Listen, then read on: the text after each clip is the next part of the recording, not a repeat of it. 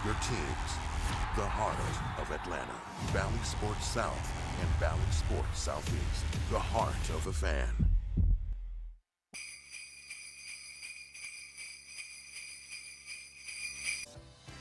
It's Christmas in June for the Streaking Braves. And on the 12 days of Snitmas, Atlanta brought to me 12 awesome victories, 11 swords of slashing, 10 fastballs popping, 9 straight in D.C., 8 hole hitters crushing, 7 leading and leaping, 6 saves for Kenley, 5 games in the standings, 4 super starters, 3 series sweeps, 2 left in D.C., and a win streak for the champs of MLB. The Braves look for number 13 in a row next on Bally Sports.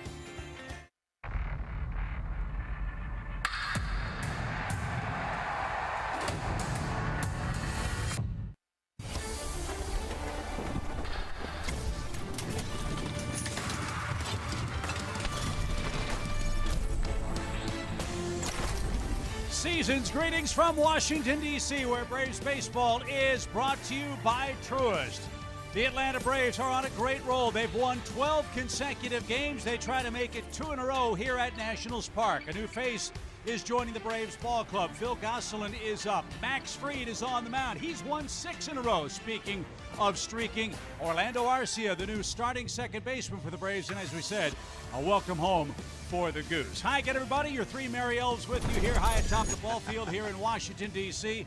If you missed it last night, guys, no sugarcoating it. Tough blow. Ozzie Albies lost 60-day injured list, a broken foot. With that in mind, Brian, perhaps the Braves better equipped this year to handle a significant injury as they try to chase down the Mets. Yeah, no doubt about it. You remember last year losing Acuna. This is a guy who was carrying the team at the time. But if you look at this ball club this year, 1 through 9, we're in a better situation. And if you say you need a leader to step up, Dansby Swanson is that guy. Not just offensively, but defensively, he's getting it done. And yes, he just lost his little brother who he's played 6 straight years with, from the minors to the majors. And that's going to hurt a little bit. But you know, Paul, in this game, next man steps up. Arcia, he's been an everyday player. I think he can handle this job. Talking to Ron Washington earlier, he said, yeah, Orlando Arcia is ready to go. He's a major league player, and then Gosselin coming up for backup. This team is very equipped. They're very deep. They're very long. They can handle and sustain Ozzie. That doesn't mean it's not a big deal, but they are very, very good, and they can handle that. And if everybody takes it one day at a time and does their job, then this team will have another Merry Snitmas. I like it. Ho, ho, ho. The Braves go for number 13 in a row against the Washington Nationals, who send a youngster making his major league debut to the mound against a hot-hitting Braves. Beautiful weather. No rain in the forecast. That's good news. We get you set for Game 2. Braves and Nats coming up next. Winning streak, guys. That offensive outburst. Our Zaxby's indescribably good play as we get set for Game 2 tonight. Starting to play the game the right way, guys. Especially with 2 outs. Guys are just shortening up their swing, putting the ball in play, grinding out at bats, and getting it done. 325 average with Risp isn't going to hurt you either. Hopefully that continues for Snit's club tonight, who has a very different-looking Toyota starting lineup. We're going to miss Ozzie Albies, but he'll be back. A broken foot last night. That means Orlando Arcia gets a chance to play every day for the time being. Michael Harris, a big league game last night, his first major league home run. You know about the top of the order. The bottom of the order's been great. And now into the fray enters Jackson Tetreault, making his major league debut after 12 starts at AAA Rochester. Bertie? You see the numbers right there. 26 years old, 7th round pick in 2017. Fastball can get up to 96, hits 93 to 96. Slider, curveball change. Here's your chance. The Nationals, quite obviously, are in desperate need of starting pitching. Steven Strasburg placed on the IL. Anibal Sanchez has not thrown a pitch yet this year. Joe Ross has gone through his 2nd Tommy John surgery. Erasmo Ramirez had to start after the rain delay last night.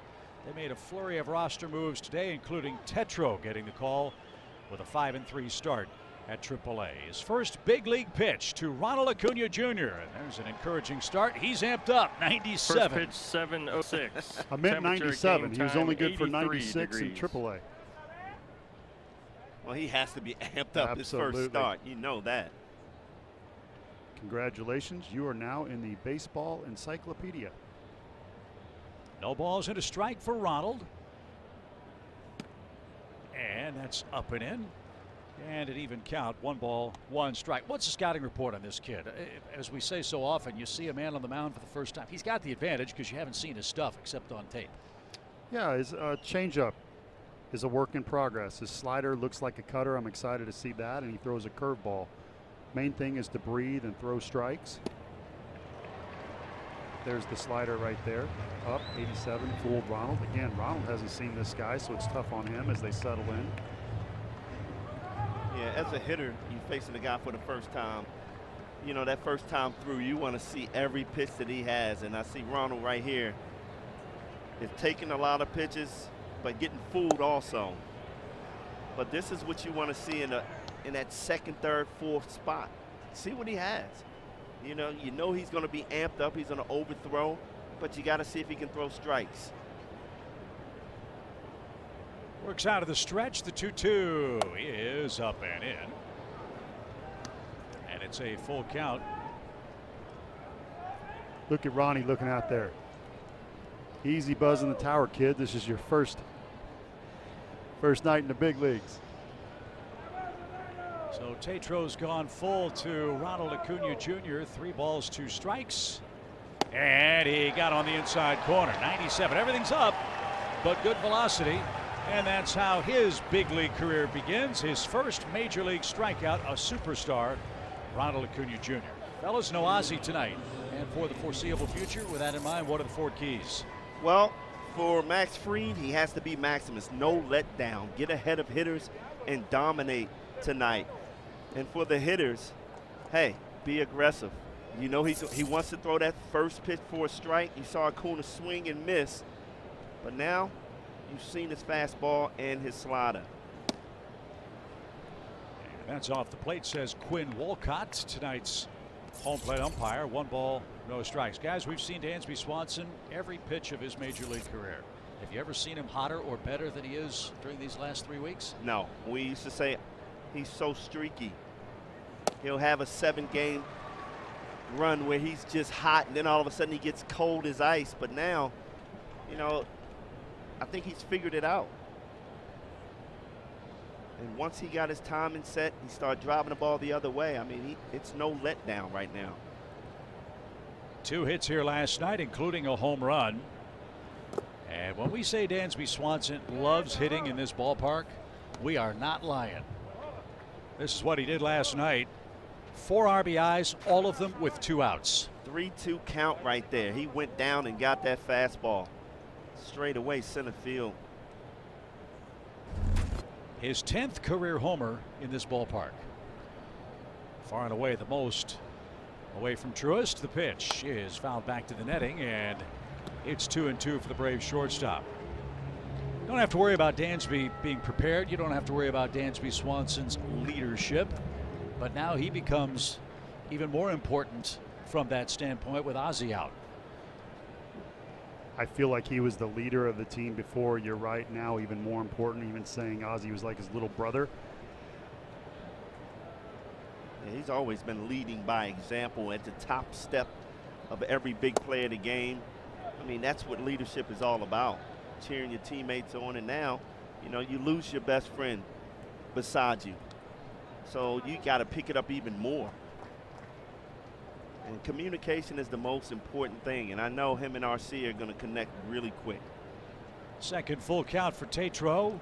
Dansby Swanson rolls that one foul and stays alive. That was a cutter. It's 3-2. Looking at Tetro's numbers down in the minor leagues, 10 homers in 58 innings. That gives you encouragement the way the Braves are blasting away.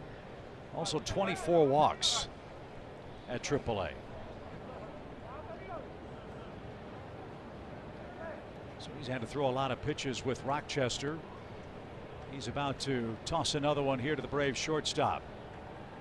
His 13th big league pitch is swung on and belted. That's headed deep toward left center field. Dansby has another DC homer.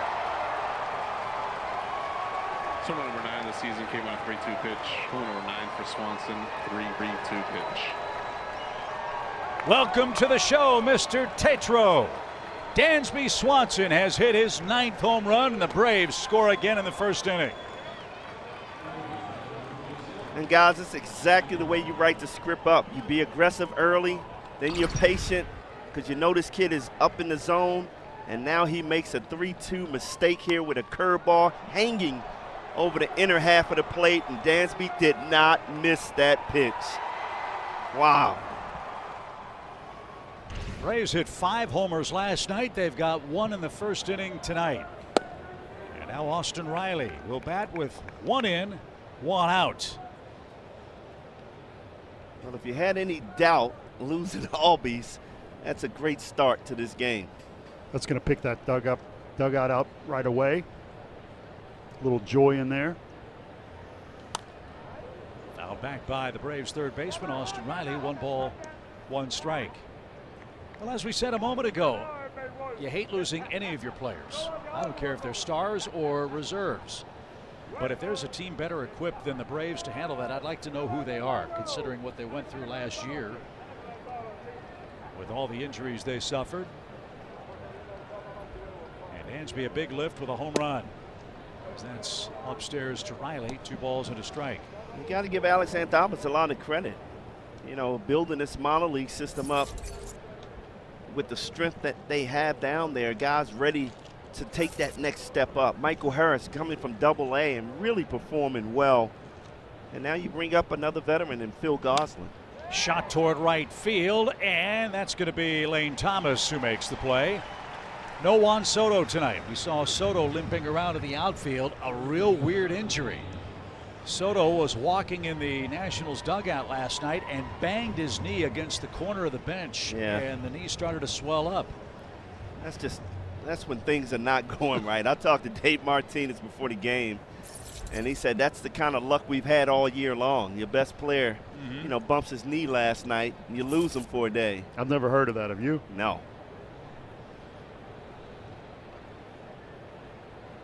You know what that means? The Nats need a better bench coach. You got to keep the bench away from the really good players so you don't hurt them. That's all in jest, of course. There's Dave Martinez, world champion in 2019 with the Nats. Jim Hickey is pitching coach. Watching a young man make his debut tonight, and he's running into a Braves buzzsaw. Atlanta trying to win its 13th consecutive game. They're off to a 1-0 lead. And you're not looking for an incredible outing, dynamite outing, shutout. You're just looking for somebody that looks like they belong. Somebody that can throw strikes, that can handle runners being on. How quick are you to home plate? Can you throw curveballs, changeups, sliders behind in the count? Something you have to do up here. Can you throw inside? Can you throw outside? Or can you just throw to one side of the plate? Because you won't last long if that's all you can do up here.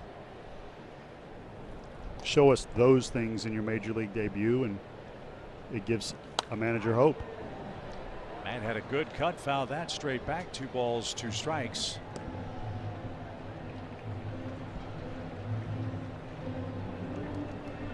So the highest of highs and the lowest of lows for Tetreault in his first big league inning. He strikes out Ronald Acuna Jr. His first out, a strikeout. Next hitter, Dansby Swanson, hits a homer in the Nationals, or the Braves bullpen, I should say. The pitch is off the knuckles, out of play. Matt putting up a fight here. It's still 2-2. I still can't figure out. Matt is missing a lot of pitches that we know he can stroke. And I just haven't quite figured out why he's doing that. I mean, good pitches, inner half, that we've seen him crush. It's another one. And that goes to Duvall. I mean, it's all about the launch angle, but then you foul off a lot of balls. But maybe if you kind of balance off that swing, not as much launch angle, you know, you might connect on those pitches. Pitch number 24 on the way, and it's ripped to the right side. That'll rattle around and ricochet back toward Eric Young, Braves first base coach, who makes a fan in the 7th row past the Nationals dugout.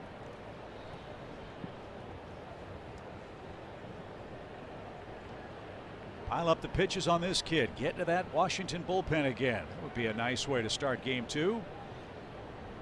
And Olson pops this one up. Shift was on. Long run. Who's going to catch up? And a nice sliding grab made in foul ground in the third base coaching box. And that'll take care of Matt Olson and the Braves in the first inning. But Dansby Swanson strikes again. The Braves have hit 6 homers in this series already. And we're just underway in game 2. Max Fried goes to work leading 1-0.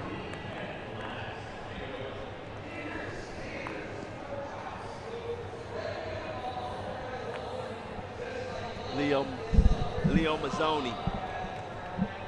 I didn't even realize he was out of the stretch. That doesn't mean anything. Strasburg's the same way. Pitch from That the changed stretch. his career, or not changed his career, but he was much better out of the stretch. Out of the stretch? Yeah. Oh, okay. So not much to this. Why is he out of the That's- stretch? that's Leo. just- yeah, that's, exactly. you have to let some of the things that Leo says go. I didn't know that in my 20s, but I did know that in my 30s. So you're saying suck it, Leo. I wouldn't put any validity to that. Hey, you're in the big leagues, man. Leo Mazzoni's not going down. Homer makes it 1-0. Lane Thomas and the Nationals go to work in the bottom of their first inning. Their Toyota starting lineup is without Juan Soto. But you got to worry about that man, Josh Bell, Nelson Cruz hitting in front of him. Those two men have had a terrific run over the last 3 weeks. But fellas, the same can be said for Max Fried, who carries a personal 6-game winning streak into game 2 of this series tonight. You see the numbers. Max's last loss, April 13th, versus the Nats, gave up 3. He's been 6-0 with a 2.11 ERA since then. You see those numbers on the road. I'm just going to say that he's very, very good. That he is, as Lane Thomas, homered last night, takes a strike. Birdie, his last start against the Pirates. We talked about it at the time. We're so used to Max being overpowering and dominant. He wasn't in that game. That said, 6 innings, 8 hits, only 1 run. But contrast that with how hard he had to work and how great he was against the Colorado Rockies. We talk all the time about the workload and the effect of pitching in Colorado and the carryover. Was that evident, you think?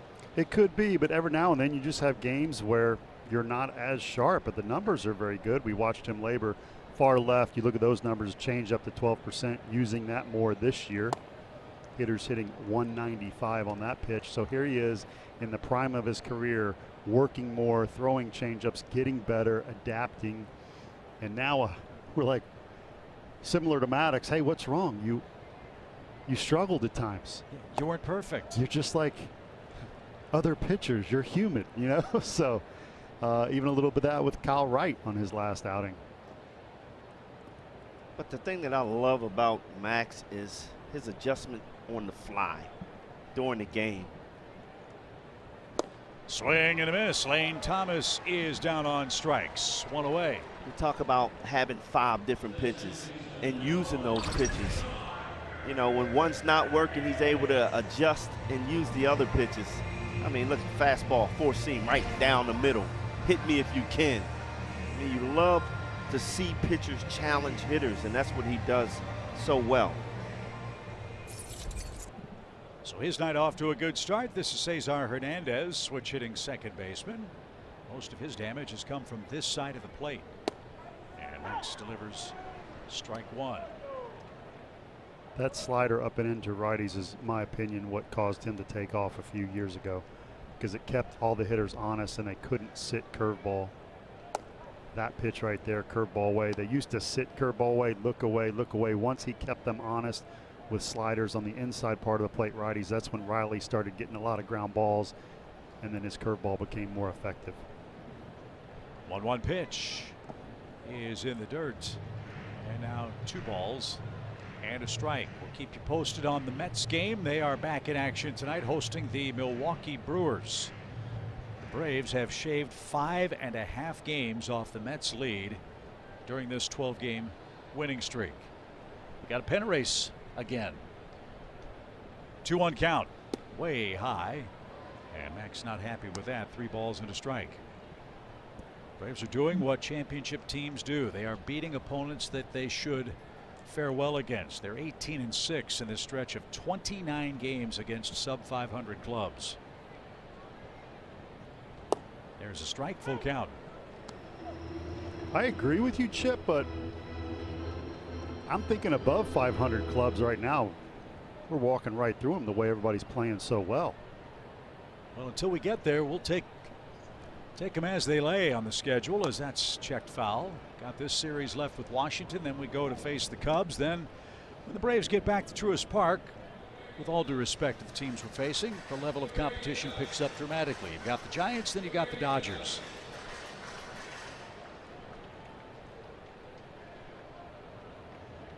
Full count, bases empty, one out. Hernandez, no shift on.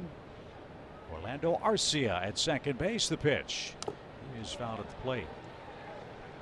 But to your point, Paul, you're right. Right now, put the 27 Yankees up against the Braves, and they feel like they've got a great chance to beat them. But that's what I love about this Braves team. When they play against those tough teams, they rise to the occasion. But now they're beating the teams that they're supposed to. Yep. That's what championship teams do. 12 pitches for Max. Another full count offering. And he strikes out Hernandez. Pulled the string on him. 2 swings and misses for Max Fried in the first inning. And Nelson Cruz will hit with the bases empty.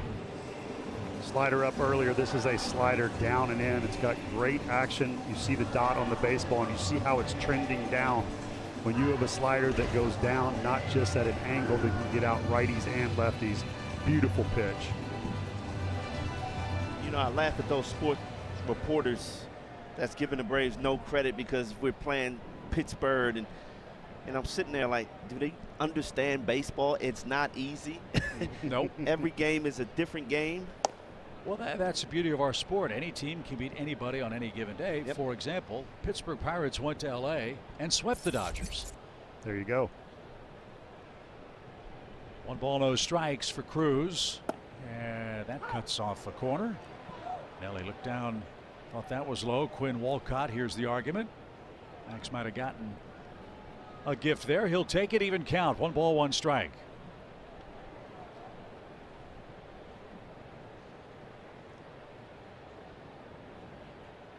$16 RBIs for the ageless wonder Nelson Cruz over his last 22 games. And with Juan Soto out tonight, he moves to the number 3 spot against the left-handed Braves starter Max Fried, who pushed him off the plate. 3 balls and a strike. Not surprisingly, the weather's heating up, and so are a lot of big league hitters. And Cruz is on that list. Great June for the Nationals.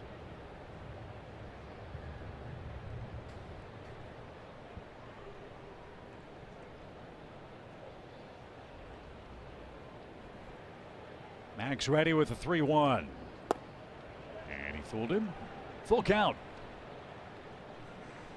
Excellent pitch right there. Nelson waiting for that fastball, did not get it. I wouldn't throw it to him again. Come with that same slider down in the zone. Josh Bell's on deck. Another payoff pitch. He struck out the side in a scoreless first inning. Max Fried is dazzling. He's hot. The Braves are hot. And after 1, Atlanta leads by a run. Max Fried takes care of Lane Thomas, Cesar Hernandez, and Nelson Cruz. All 3 swings and misses. And we head to the second inning.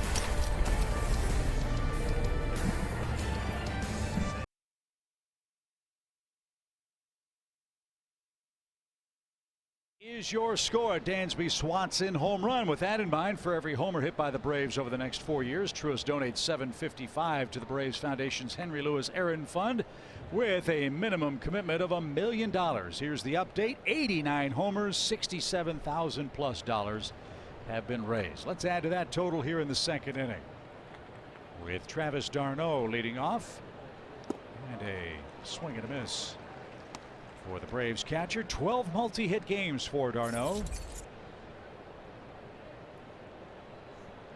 was talking with Travis out in Colorado. He said something funny. First, the 0-1 pitch from Tetreault. He said, Chip, my mom doesn't like it when you talk about me being on hitting streaks. So if you could, don't tell when I'm on a hitting streak. So, okay, Travis, I'm not going to say you're on a hitting streak.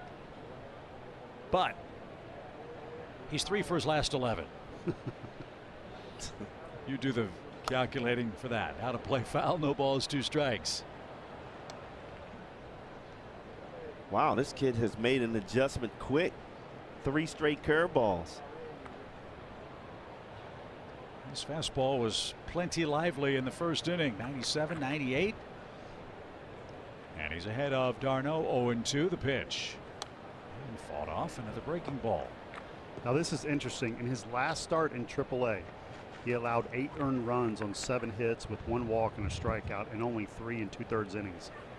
That's in AAA. So you get called up, you want to be feeling good, you want to feel like you got all your pitches. So you're in a big league game and now you're battling. Ooh, that was close. And I guess, Bertie, that's the difference between a big league hitter and, say, a AAA hitter. That's it. You may get the call there, you may get the swing. Up here, guys have a little bit better eye. He's finding out that big league hitters foul off good pitches better. Like that. 97 up above the zone. d'Arnaud fouls it off. Now it's a battle of how many good quality pitches can I throw without hanging one. Jackson had to be frustrated on that pitch before, though. I thought that bit the corner of the strike zone. But I guess being a young pitcher, you're not going to get that. 1-2 count for Travis d'Arnaud. Braves lead by a run. We're in the second. And bouncing ball. That is fair down the first baseline. Lane Thomas got to it quickly. And he hustles over and holds d'Arnaud to an opposite field single leading off the second inning. To your point, fought off some nasty pitches and is rewarded with his first hit of the game. Really like that kid Lane Thomas out in right field. I mean, that's a pitch right across the middle. And it looked like d'Arnaud had a plan there. I'm not going to overswing, put the ball in play. He found the right field line. But wow, Lane Thomas was over to cut that ball off really quick. You were thinking double. Oh yeah, right out of the box. Marcell Ozuna is the hitter. He had a couple of hits and a 2-run homer. He and Duvall went back-to-back for the second time in as many games. And another breaking ball. Bertie gets ahead in the second inning. Strike 1. They told me that his slider looks like a cutter, but I see enough break. I'm calling it a good slider. He may be just amped up, but so far he's shown he can throw a good breaking ball. Smoked into center field. That's going to get down for a base hit.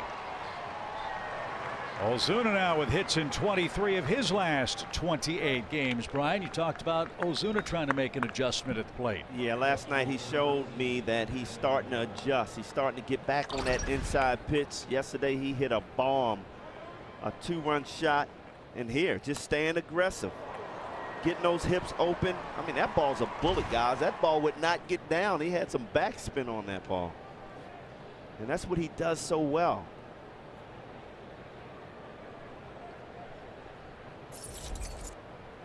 Adam Duvall is trending in a great direction. 10 hits, 5 of them homers, 11 RBIs in his last 8 games. And he's starting to hit the off-speed pitch, something that he did great last year, but struggled early this year trying to hit the off-speed pitch. So that's a great sign.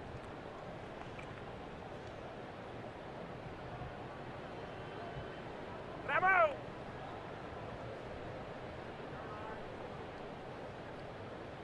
First and second, nobody out, and a base hit to left. Atlanta's going to have them loaded with nobody out. 3 straight singles.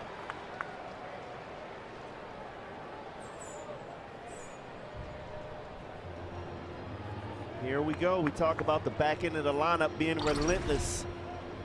The last 2 games, the back of the lineup has really carried this offense. The 7, 8, 9 hitters for the Braves over the last 2 games have 9 hits. 6 of them home runs. Throwing fastballs up and away, base hit.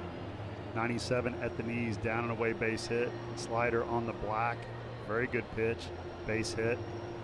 Another thing you have to do in the big leagues is work both sides of the plate. You have to have the ability to throw on the inside part of the plate. Most guys that come up here cannot establish that. And you could see in the second inning, he abandoned that fastball and threw a lot of off-speed pitches. So already you can see you struck fear in this kid, and you cannot allow that to happen. You know that, Paul. The difference, Max Fried tied guys up, cutters up and in, sliders down and in. Have to be able to throw to both sides. Let's see if they try to make the adjustment. Bases are loaded for Atlanta in the second inning. Nobody out. Here's Arcia.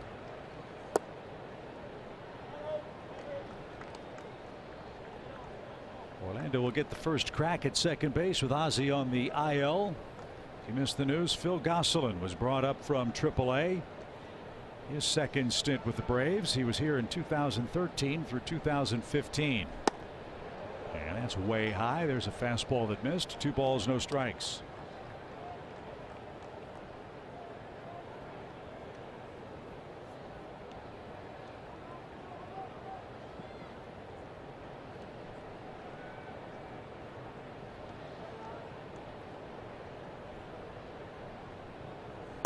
Oh, Arcia bailed him out. Looking for the express. Got a breaking ball, a cutter that was wickedly spun. 2-1 the count.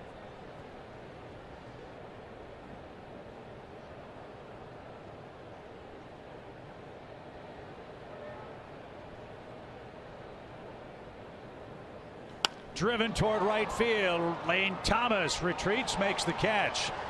2 runners will tag. 1 of them will score. That is Travis d'Arnaud. Orlando Arcia pays dividends, puts it in play with a sacrifice fly, and the Braves extend the lead to 2-0. Ozuna at third. Duvall is at first base. Just a good piece of hitting, making sure you put the ball in play somewhere, and he drove that ball in right field on a pitch on the outer half of the plate. Good sign for Arcia. So the Braves add on a chance for more here with Michael Harris, who had an unforgettable game here last night. His first major league home run.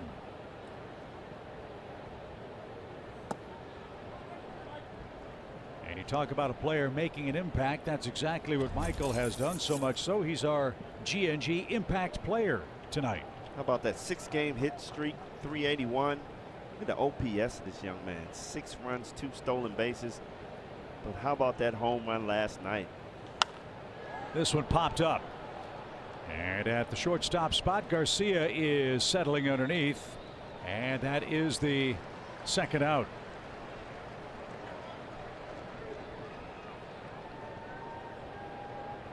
Looked like Garcia thought about letting that ball drop to try the old fake him out double play, but Harris wisely made his way to first base.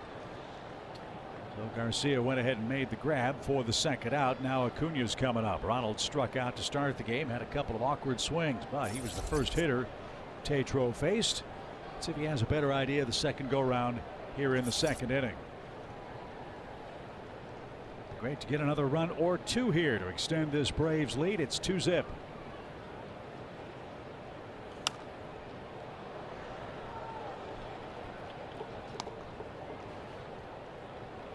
Love seeing Ronald in the lineup, of course, offensively, but even more so playing the outfield. 11 straight games he's played both offensively and defensively for Atlanta as he comes back from the knee injury and the myriad aches and pains that came along with his rehab. And boy, that has made a huge difference for the Braves defense. He and Michael Harris and Duvall all where they ought to be, and I think the results speak for themselves. Yeah, no doubt. You can see Duvall's offense picking up after moving out of center field. And Michael Harris, what a gem out there. Made some plays Andruw Jones-like.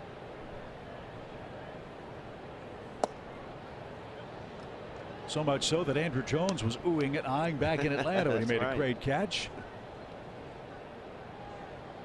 As Tetreault already up to 45 pitches in the game. He trails by 2. Shift on for Ronald. Ozuna 90 feet away. Duvall leads at first. The pitch. Chopper hit toward third. And Michael Franco loads up and throws out Acuna, and that will retire the side. Travis d'Arnaud scores the second Braves run. Arcia's sacrifice fly gives Max Fried some more breathing room.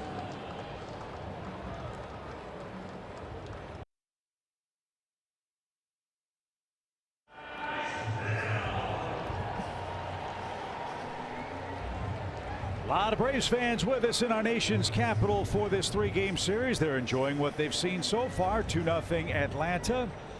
Max Fried struck out the side for his first innings worth of work.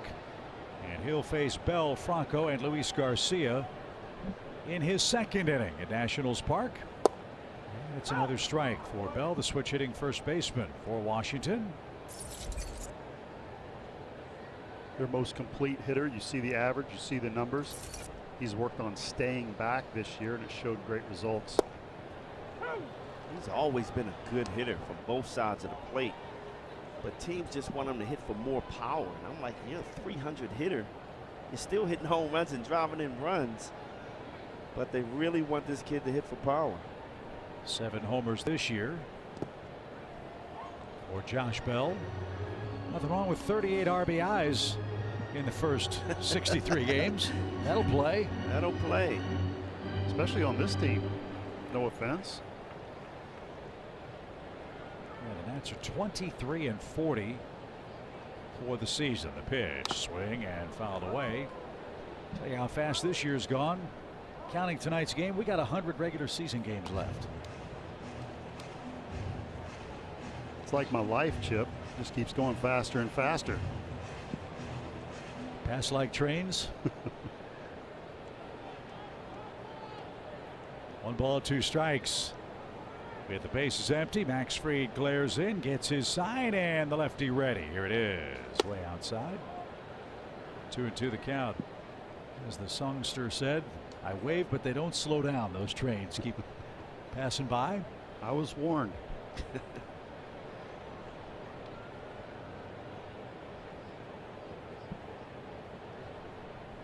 Bell awaits the 2-2. Emergency hack.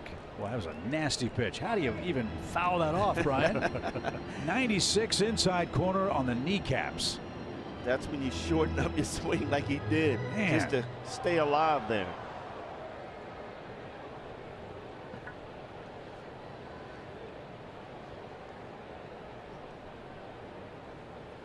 Swing and a miss. Bell tipped that into d'Arnaud's glove. He's on a perfect pace. 4 hitters up, 4 hitters swing and miss.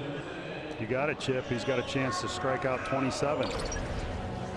But it all starts with that first pitch strike. Getting ahead of hitters, putting them away with that pitch down in the zone. They are struggling with that pitch. Well, it's inside. If you start to leak, dive out to get that curveball, to hit that fastball away, then he's going to come inside on you, keeping you honest, something that Tatro doesn't necessarily have to do in AAA, but is learning now that he has to do up here. Michael Franco is the hitter. That's in the dirt. 1 ball, no strikes. Different looking Nationals team without Ryan Zimmerman or Anthony Rendon playing third. Now it's Michael Franco.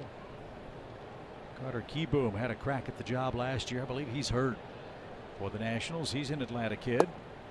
So Michael Franco trying to rebuild his value, maybe stay here or be an attractive trade commodity at the deadline for the Nationals. Well, if he played Atlanta Braves the whole year, he would definitely be a commodity to somebody because he loves hitting against the Braves. When he was with Philadelphia, he was an unbelievable hitter against the Braves. 11 homers in his career against the Braves, and all Franco has done this year is go 9 for 17 with 7 RBIs. So you're right. He's been a tough out. Yes. Must be a number 7 thing. You got Dansby Swanson hot for the Braves. You got Franco facing Atlanta wearing number 7. 2-0 Atlanta in front. It's game 2. Max ready. Here it is. And a strike evens the count. One last little bit of sunshine still on the field of play. in straightaway center field where Michael Harris stands. Tiny bit of dappled sunshine right behind Ronald Acuna Jr. in right. On a beautiful, comfortable night for baseball in Washington. The 2-2. That is fouled at the plate, and d'Arnaud took some punishment. Let's see where that got him.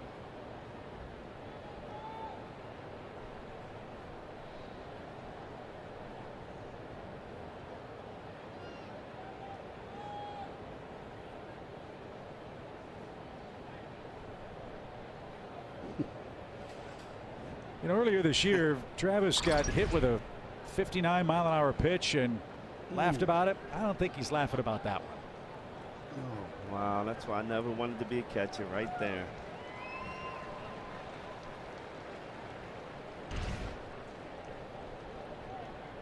There you go. Jump up and down. Take all the time you need, Travis.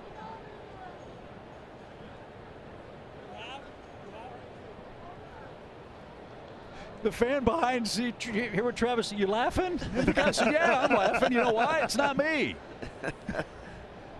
Wow. Gotta love the fans. That was awesome. 2 balls, 2 strikes. For Michael Franco, the pitch. Swing and a miss. 5 up, 5 down. Via swing and a miss. I was joking when I said 27 strikeouts. Went up the ladder after throwing him 2 sliders down and in and confusing him. He comes with a changeup up. That's it. Man. Just when you think you got Max Fried figured out, he's got a new pitch, he's using more, and it's devastating. As if he needed another weapon. Luis Garcia, the hitter, takes outside. You don't usually see a changeup up in the zone. No.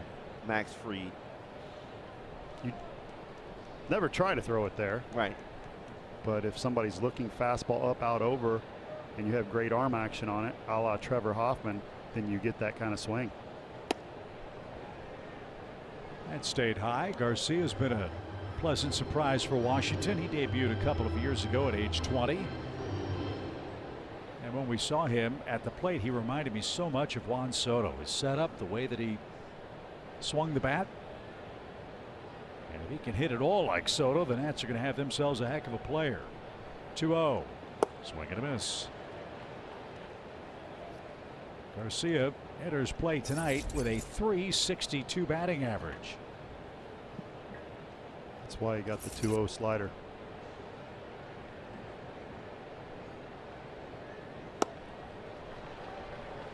Wow, it looks like he's pulling off at every pitch.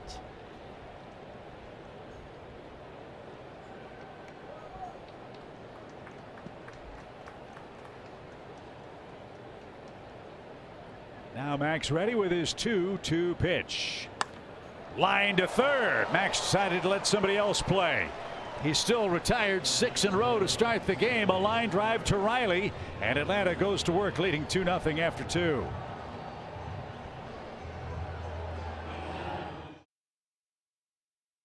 It is as hot as the Georgia asphalt right now. The Braves taking advantage of that. He homered to start his night.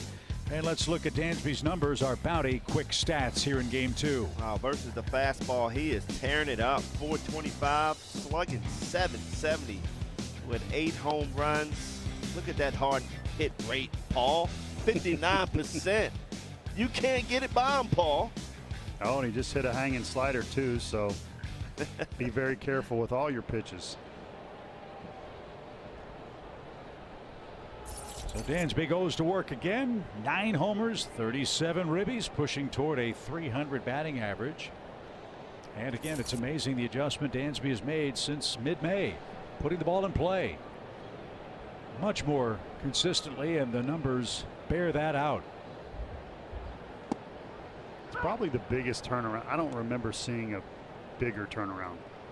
Somebody that struck out so many times in April that looked lost at times, missing by a foot. And then middle of May to now, you cannot get him out. I mean, night and day, biggest 180. But the great thing about Dansby, through his struggles, it never affected his defense and never affected his leadership, being at the top of the step. And, you know, in talking to him, you know, it's a process for him every year. And, man, once that timing came, driving the ball the other way, keeping that front side closed, he has been just another player. That's a great point. Because you're on the mound just as a pitcher. Let me say this. When a guy's not doing well at the plate and they take that to the field, that's frustrating for me, because I'm like, hey, this is my job and the way I help the team. I need you here now on defense, focused. Just because you're struggling at the plate, let's leave that in the dugout. You come out to the field and be the best defensive player, but you can tell players that do that, and thankfully Dansby at a premier position did not. 50 pitches for Tatro in his big league debut. 3 balls and a strike for Swanson. And he takes ball 4, the first one of those from Jackson, and the Braves are back in flight here in the 3rd inning, leading 2-0, and Austin Riley the hitter. Just another example of how comfortable he is at the plate. He's not chasing those pitches as he did earlier this year. The slider, he was just chasing out of the zone. But now he looks so calm, cool, and collected at the plate. You've got to throw strikes to him. Quick word from Eric Young as Dansby puts on the sliding mitt. Wonder if he'll try to get in motion here with Riley, who lined out his first time. Not going on that pitch. 1 ball, no strikes. Well, you got to test this kid's move out. You got to get out there and force him to throw over so EY can read his move.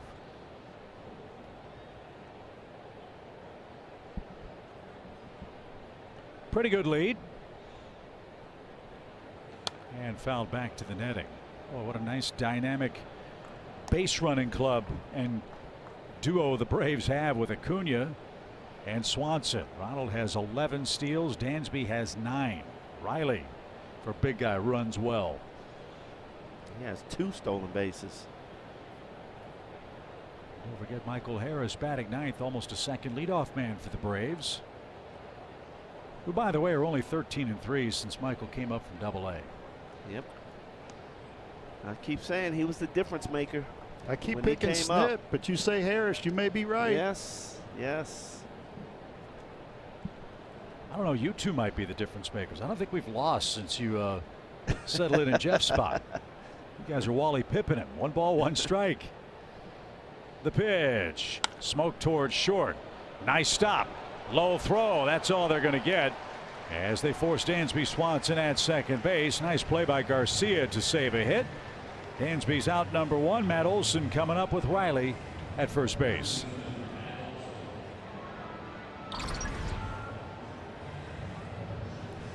Man, this ball's hit hard. Great play by Garcia, and how quick he got rid of that ball to get Swanson.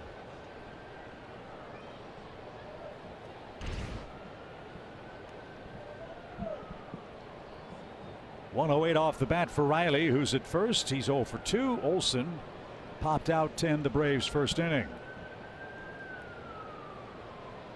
Way high, 1 ball, no strikes. Bertie, I would imagine for this kid on the mound, the first inning, the first 4 or 5 hitters, probably an absolute blur. Yeah.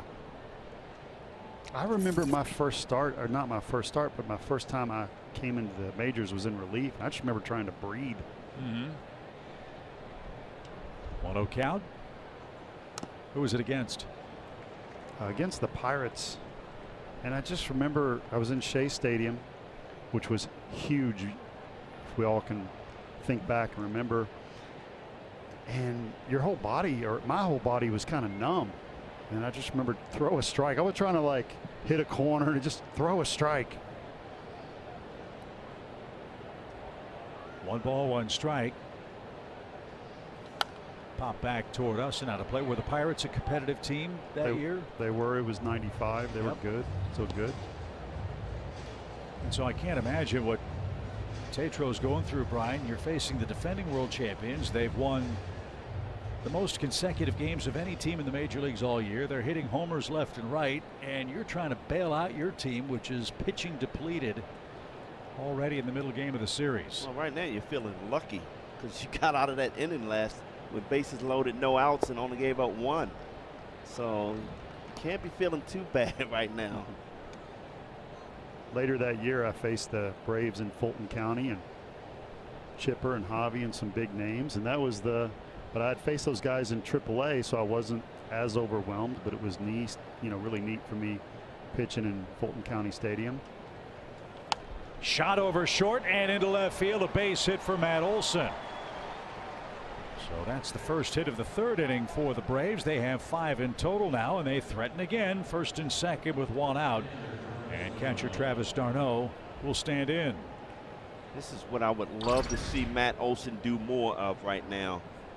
Just look to drive the ball the other way. Get your base hits right now until you establish that home run swing.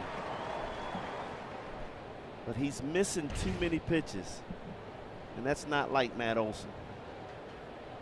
Well, we showed you an interesting stat yesterday on Ian Anderson on batting average, balls in play, and sometimes you just got to make contact.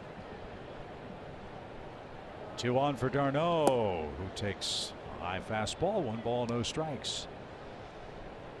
d'Arnaud, Ozuna, and Duvall all singled in the second inning. Travis scored the second Braves run. He's looking for his 13th multi-hit game. A lot of 13s in play in the game tonight. Swing and a miss. 1 ball, 1 strike.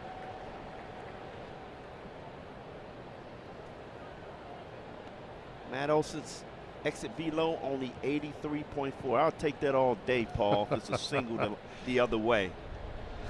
Might as well have been 115, right? Exactly. A few more fastballs from Tetreault now, but he hasn't thrown it for a strike much. See that look right there? Say, hey, there's a strike in AAA. Well, they say you got to earn that respect.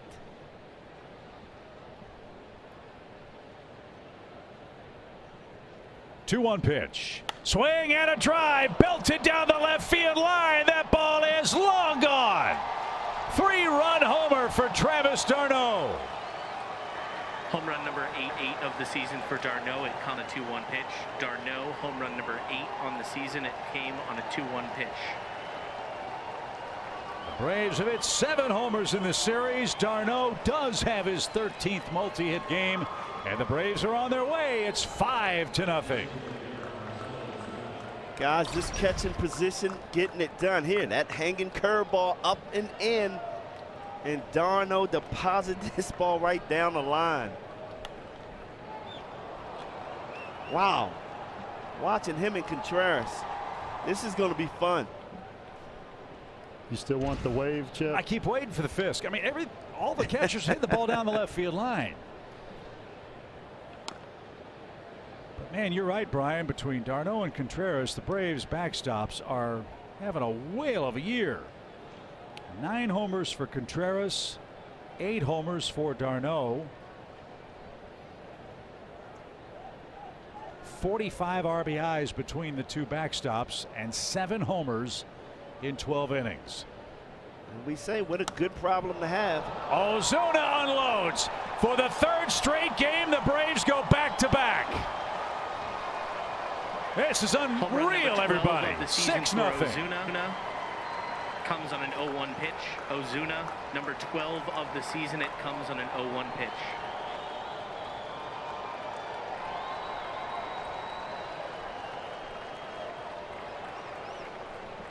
What did I say, guys, yesterday? He is back. This season that the Braves have gone back-to-back. And you it's throw the that 3rd pitch down, game that coming back across the plate. Home runs. Again, He's getting those hips through, the Braves have gone back to dropping the bird of bat on it. consecutive. Man, that looks good. Off the scoreboard above the Braves bullpen, Will Smith saying it can't be this easy, can it? The Braves are just blasting away. During the win streak, they're averaging almost 7 runs a game. They've got 6 tonight, and we're not out of the 3rd inning.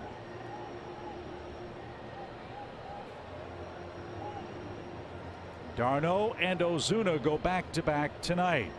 Last night it was Ozuna and Duvall. 2 games ago it was Contreras and Duvall.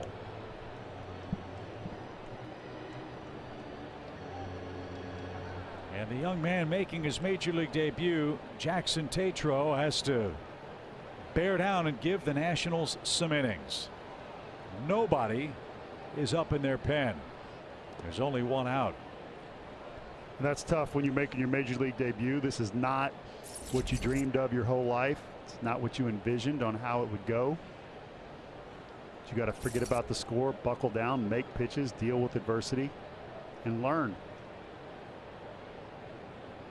Adam Duvall scorches that one toward third. Franco to his left. And that's the second out. Adam Duvall is 1 for 2. Orlando Arcia coming up. A sac fly for him tonight, his 9th RBI. So Max Fried has a 6-run advantage.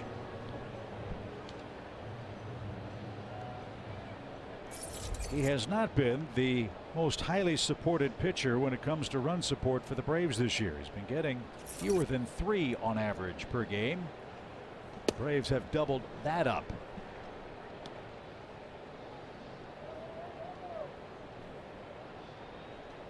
The best supported pitcher on the staff, Ian Anderson, who's getting over 4 runs of support while he's in the game.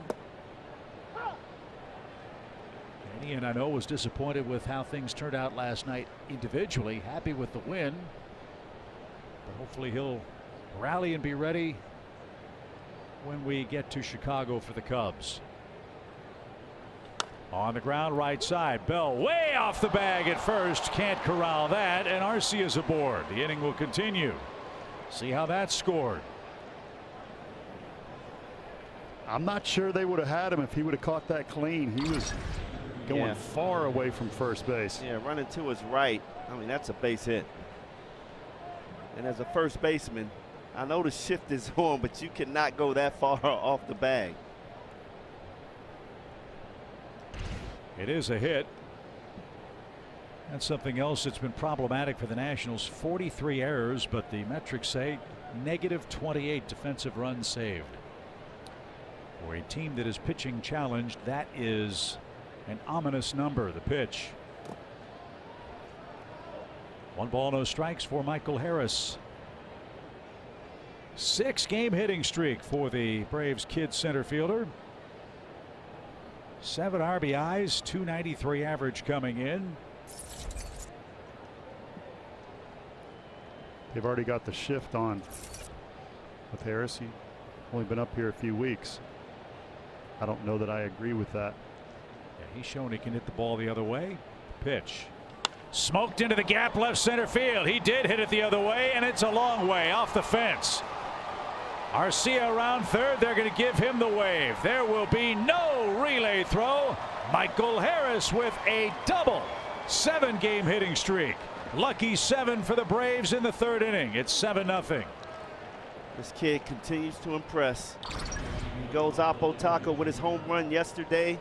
Stays down on his pitch, running away from him right in the gap. Continues to drive in runs. Wow. My early MVP, Paul. Keeps hitting like that, I'm not going to argue with you. So the Braves bat around here in the 3rd inning. Ronald Acuna Jr., the 9th man to hit. Braves have scored 5 times. I said this earlier, and I just have to say it again. Tatro has got to learn to be successful up here. He's going to have to throw the ball up and in. Everything is away, middle, and Braves hitters are super comfortable, and Ronnie's the only guy that he pitched in.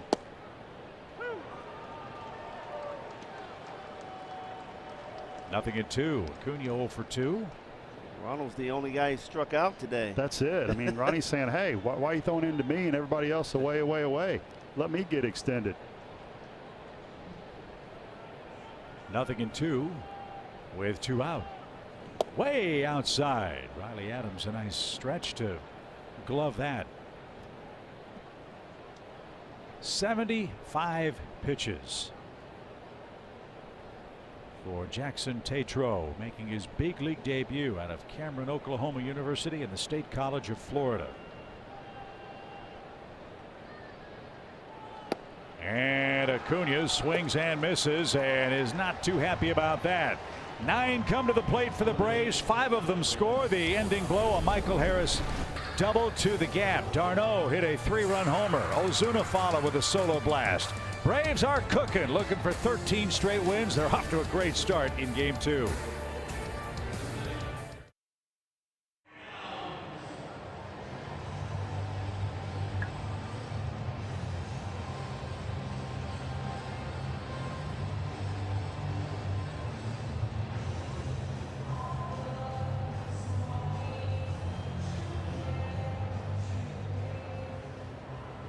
Well, the happiest man in the ballpark is Max Fried. He's got a 7-run lead. He's thrown 2 perfect innings with 5 strikeouts. And he faces the lower third of the Nationals order. Adams, Adrianza, and Robles.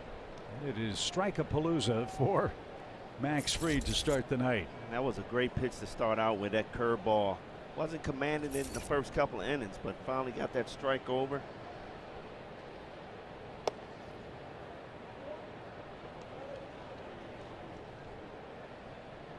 Team gives you 7 runs in 3 innings. You come out throwing strikes.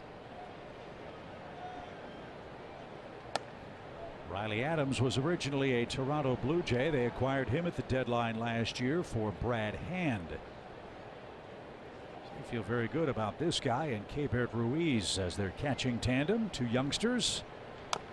As Fried gets ground ball foul. 2 balls, 2 strikes.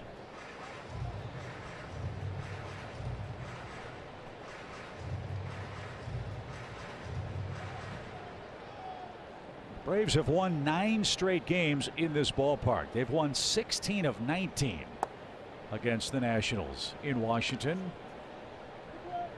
During the 9-game winning streak, they have outscored the Nats by 28 combined runs. They've got 7 more tonight.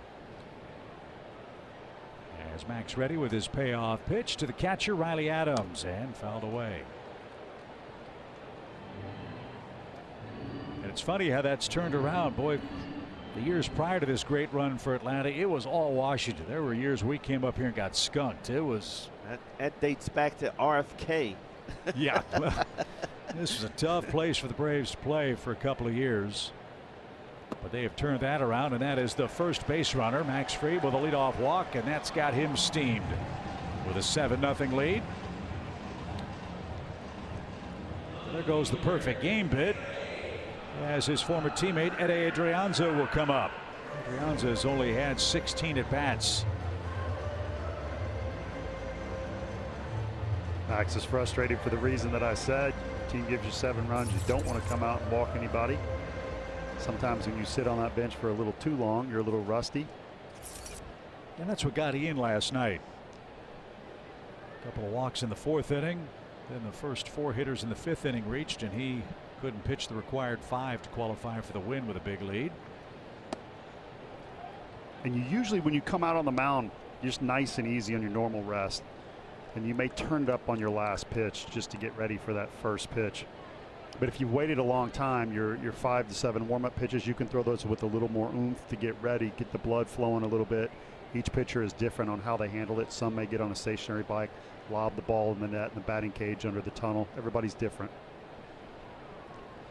There's a good pickoff move, and ball dropped. They had Riley Adams dead to rights. See what happened to Matt as the ball looked to be tailing toward the backside of the Washington catcher. Had him leaning. Looks like he just tagged him so hard the ball just came out. That's such a good move. That is.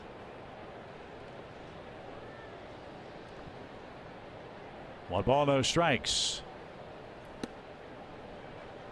We talked to Andy Pettitte the other night. That's just as good in my book. Yeah, Andy Pettitte was the best. But yeah, Fried is right there with him. Pettitte had the quick step-off move, too. I call it the no-look step. The pitch. Tried to tie up Adrianza, and all of a sudden Max has gone 3 balls, no strikes. This has to drive a pitching coach crazy. Paul.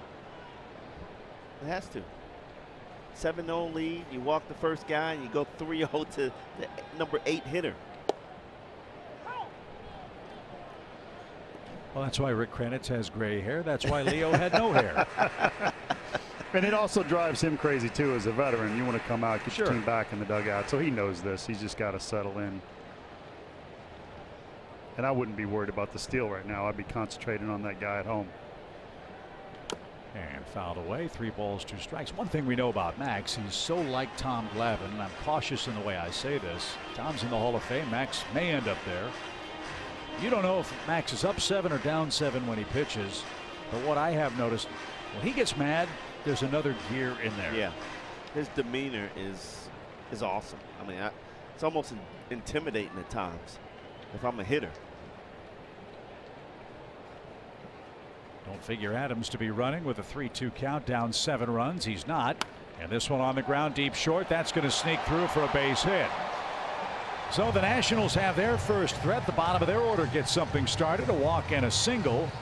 And now Victor Robles is coming up.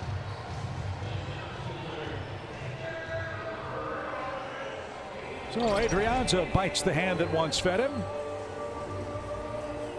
Max got the ground ball, but it was perfectly placed. And here is the National center fielder.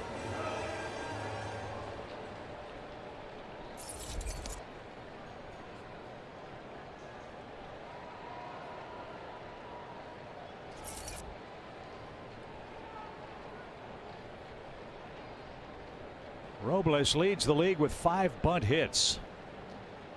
That's why Riley's in on the grass and even at third. Olson pinches in at first as well. This guy's a very fast runner, a terrific defender too. As that's upstairs. 1 ball, no strikes. This guy's been a highly touted Nationals prospect for a number of years. Just hasn't taken off. I talked to Dave Martinez about him. And now that you got Lane Thomas who can run and play center field. Well, right now Thomas is having the better run offensively, and for the Nationals who are 17 under 500, you hit, you're going to play. Right. And Robles with Soto out of the lineup tonight, at least as far as a starting assignment is concerned, with that sore knee. They've got Robles in center, Thomas in right. Adrianza is their left fielder. 2 aboard, nobody out. 7-0 Braves have the lead. Max Fried's had to work a little harder than he'd like. 53rd pitch, and it's in the air to right. Ronald coming on, nearing the line, and that's going to drop in for a base hit. Everybody's safe. Acuna couldn't get to that soft pop up at the line, and the Nationals have loaded the bases and nobody's out.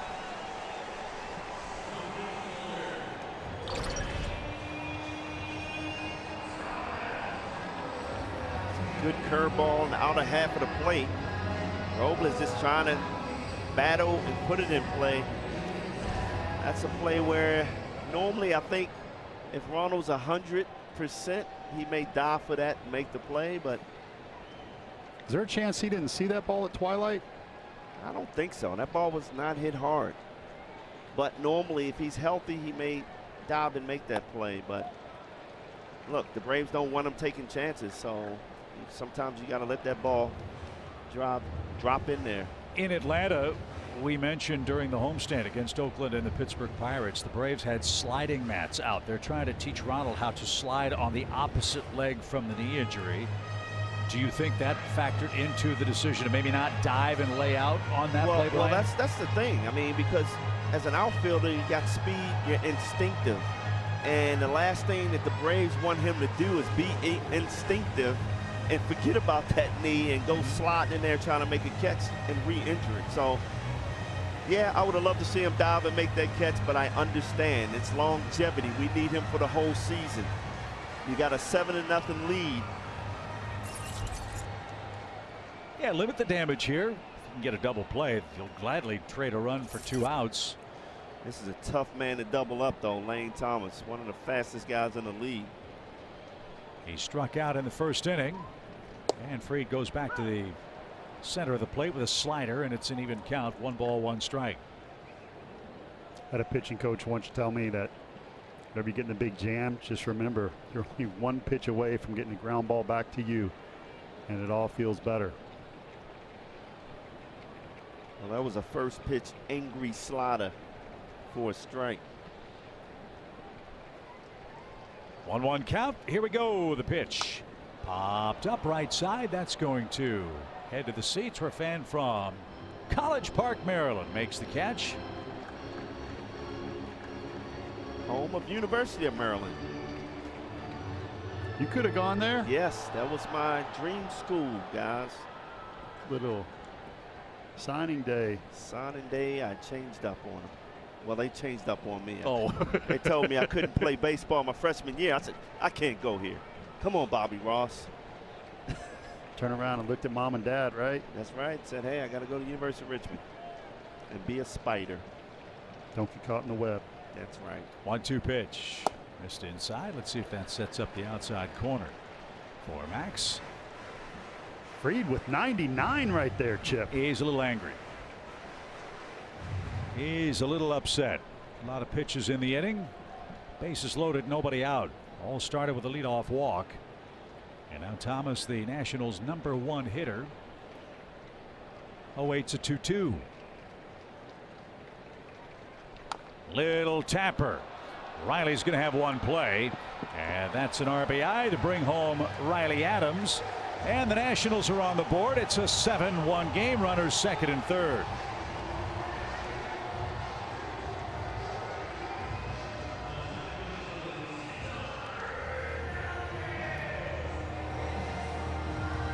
Lane Thomas on a nice run. Good at bat by that young kid. 2-2 count, grinding, making sure he puts the ball in play with his speed. You got to get rid of that ball and give up the RBI. Now Cesar Hernandez. He whiffed his first time up. And a chopper rolls foul. Strike one for the former Philadelphia Philly.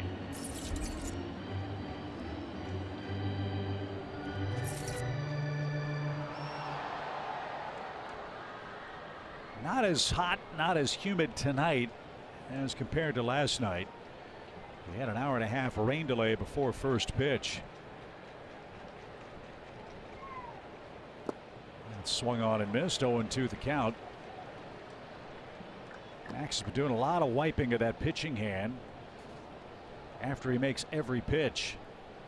I was talking to some of the pitchers and they said the balls are coming out of the humidor where it's below 70 degrees and they get it out in the heat chip, and all of a sudden it's a little damp, and so a lot of pitchers are missing arm side. They're talking about the baseballs and how they're different right now. 0-2 count. Way outside. It's a ball and 2 strikes. There's an arm side miss right there. So you got to get tack. You got to rub it up. You got to take your time. And if you don't like the baseball, get a new one.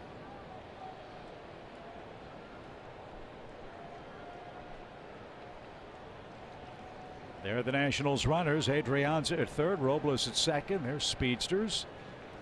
Max ahead of Cesar Hernandez here. A ball and 2 strikes. This would be a huge strikeout here.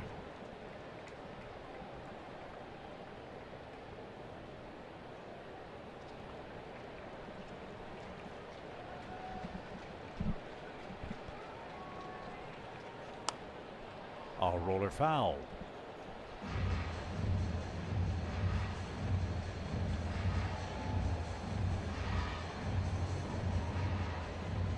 "37 strikes, 25 balls from Max Fried." We are not used to seeing that. So he's had to work extra hard here in this middle game of 3 with the Nationals, but he has a 6-run lead. The 1-2 pitch is on the way, and it's driven out of play to the right. That's another arm side miss. Middle 97. He got away with it. Has to correct it up here. Big part of the game. 26 pitches in the inning for Fried, and as it so often does, the trouble began with a leadoff walk.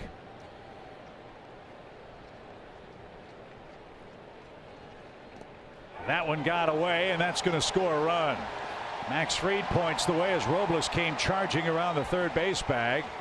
d'Arnaud couldn't find the baseball initially. It ended up between the plate and the Nationals on deck circle.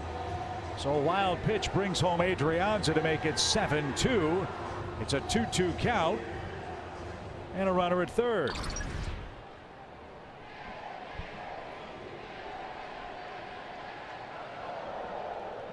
Slider down. d'Arnaud tried to get that body in front of it. That's unfortunate. 2 balls, 2 strikes. The pitch. As crisp as Max was for the first 5 hitters, he's a different guy since. Man. Right now he's in a spot where there's no go-to pitch. His lead is 5 with 1 out.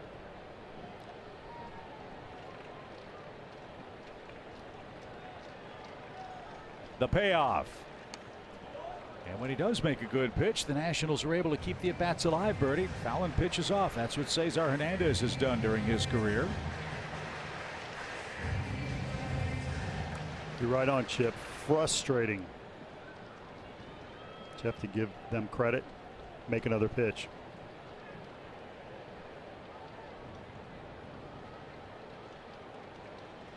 Standard signals with a runner at third, not second here. Another 3-2. Fly ball center. Harris on the run. He's going to have room on the warning track. That's going to be plenty deep enough for Hernandez to record a sacrifice fly. And the Nationals have plated 3 runs in the 3rd inning. It's a 7-3 score.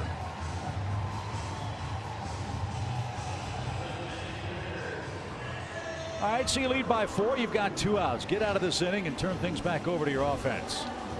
Yeah, I mean, that's a great at bat by Hernandez. Fouling off some tough pitches and getting the job done with a man on third base, dropping that ball deep to center field. And Nelly Cruz, the batter, he struck out to end the 1st inning.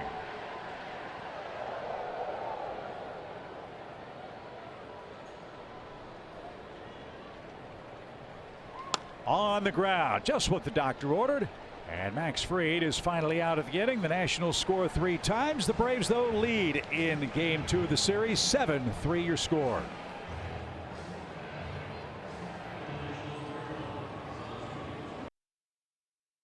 Hit 3 more homers tonight. That's been the theme of the month of June.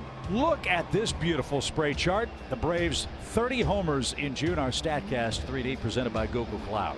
Wow. They are heating up this offense. The long ball, which we struggled with early this season, is starting to come around as the weather heats up. I know my partner well enough to know that you like being aggressive on the first pitch if it's in your happy zone. And then I know you like hitting the ball the other way. You like that spray chart. Perfect. Well, it looked like his. That's why he likes it, Paul. That's right. The most humble man in the game. That's what we learned last night. Oh, man. Brian had 184 big league home runs. Braves are a 1/6 of the way there in the month of June. As Dansby goes to work, Braves 7, Nationals 3. Braves batted around in the 3rd inning. It all started with a leadoff walk. They scored 5 runs. A d'Arnaud 3-run homer. Ozuna followed with a solo shot. And then Michael Harris with a double. Jackson Tatro making his major league debut has allowed 7 runs on 9 hits in the first 3 innings. Boy, this is a tough assignment for this young kid to come up and face a red-hot Atlanta Braves lineup. And knowing there's no relief in sight for him. That's right. After giving up 7, no help, and Dansby's taking you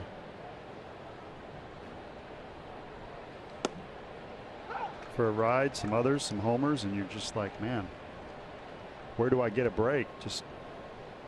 Well, that's the great thing about this lineup, you know, for all pitchers. You know, when am I going to get a break? 1 through 9, these guys can rake. Just pretend everybody's Acuna. Or you get your break the day after you pitch. Because it ain't coming in this lineup. Not the way the Braves are going right now. Hitting .325 with runners in scoring position, averaging almost 7 runs a game. coming into play tonight, they had outscored their opponents by 48 runs during the 12-game winning streak. That's 4 runs a game, guys. 4 runs a game on average over the opponent. And Chip, and most of those runs have come with 2 outs. That's how good this offense has been. Yeah, that's the best part. 2 outs, 2 strike hits, a lot of those. 3-2 is out of play. In fact, 7 2-out, 2-strike homers. 7 of them in a 12-game winning streak. And look, that's not going to continue, so enjoy it while you can. Yes, got to ride the wave. And Atlanta's certainly doing that. Full count for Dansby Swanson. Homer and a walk for him.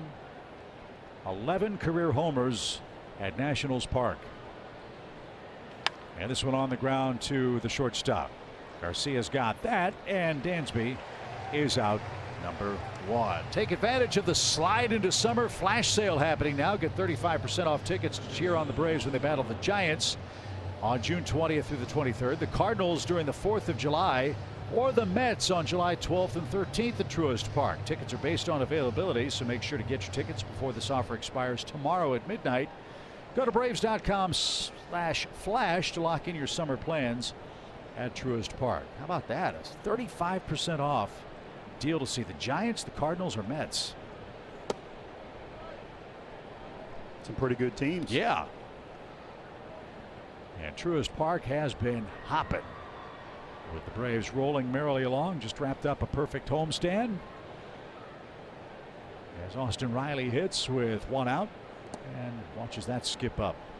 Certain places that are a blast to watch a game for whatever reason. Fenway Park, one of them. Wrigley, you see the historical value, but my goodness, Truist Park is so loud. It erupts, the battery erupts a few seconds later. It's a beautiful thing.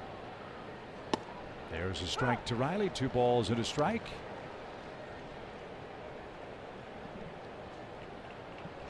When we get players like Jock Peterson or others who have experienced that, they all talk about it. And they talk about how it affects a game. The Braves second in attendance at home in the major leagues this year, just behind the Dodgers. Only 13,000 fewer fans in a much smaller ballpark than LA. Braves are averaging 34,000 on the road, 37,000 plus at home. And we can't wait to see you when we get home for the Giants and Dodgers next week. The 2-2 pitch. Smoke toward right, but right at Lane Thomas. And the right fielder is going to put that away for out number 2.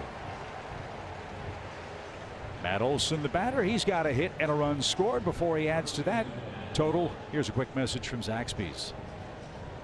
It's the new Signature Club with bacon and cheese, remixed by Zaxby's. The Nationals bullpen is busy. At long last, Tetreault pushing toward 90 pitches. He's down 4 runs in the 4th. That was a good off-speed pitch. No balls and a strike.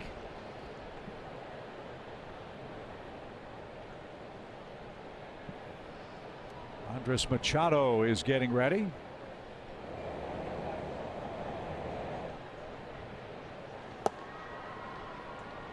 One thing that's fun in a big picture sense, you look at Matt Olson. When he first stood in the batter's box in the big leagues, you wondered what kind of career is Matt Olson going to have. Same thing for the Nationals and Jackson Tetreault. Will this be a bump in the road, or will this be a springboard to 200 major league wins? Only time is going to tell, as he has completed 4 big league innings. He's allowed 7 runs. He got the Braves in order. His first 1-2-3 inning as a major league pitcher. And Max Fried goes back to work with a 4-run lead in game 2.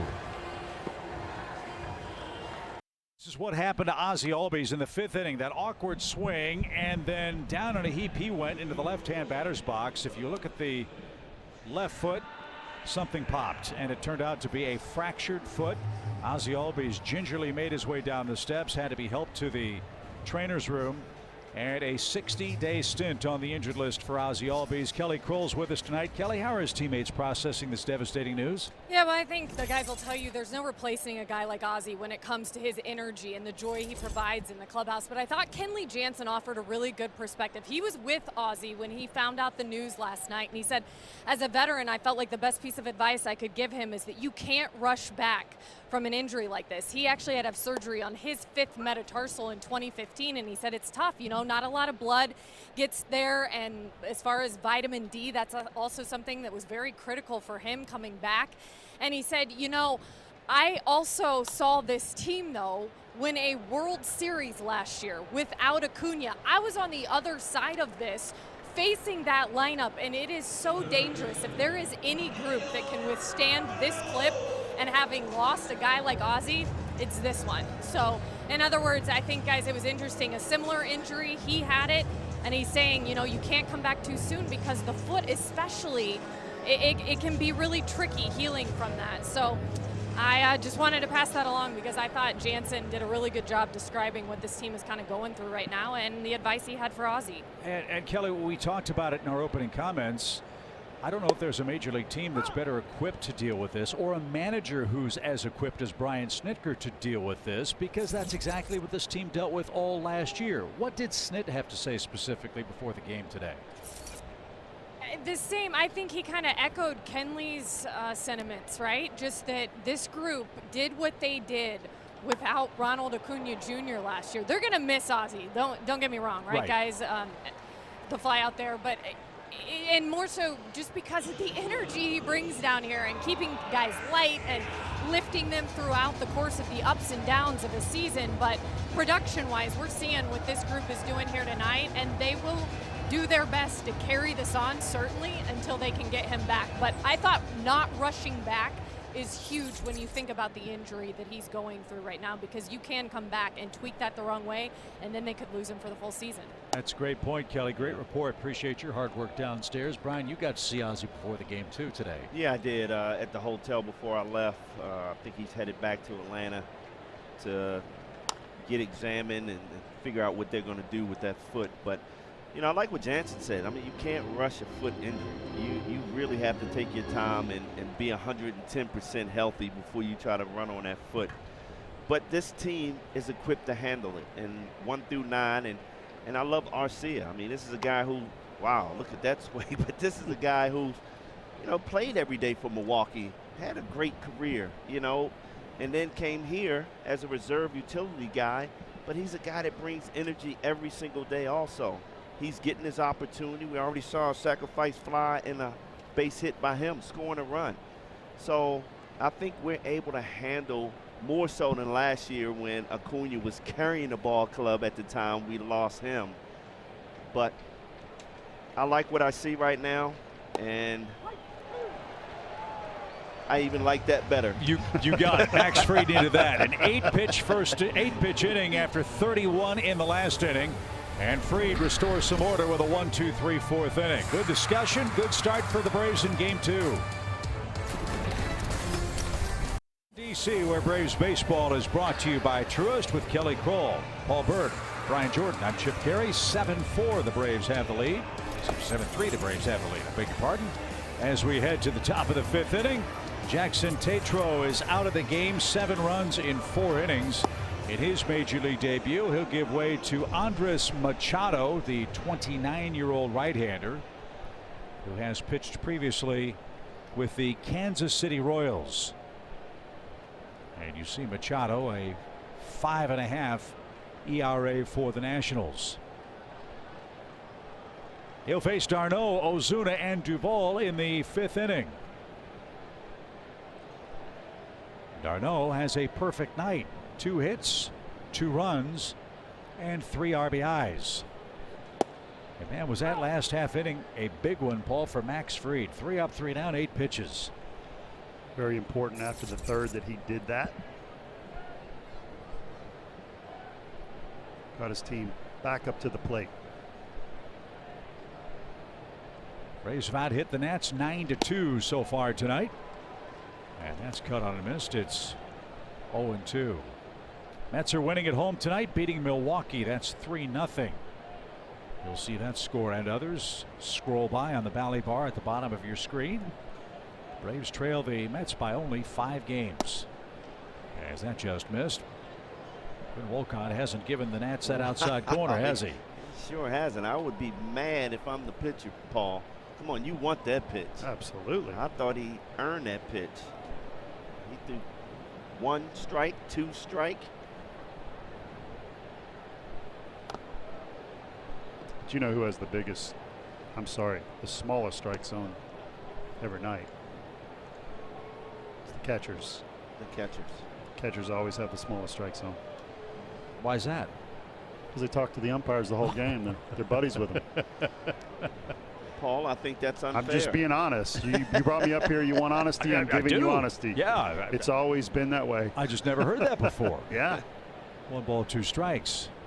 And a swing and a miss. d'Arnaud is retired for the first time. Machado begins the 5th inning with a swing and miss. Today we're participating in the Home Run Challenge. Every home run in this game raises money for prostate cancer research. You can make a pledge by going online to homerunchallenge.org. And Ozuna and d'Arnaud and Swanson have added to those totals for the Braves tonight. Ozuna, a perfect night. He's 2 for 2.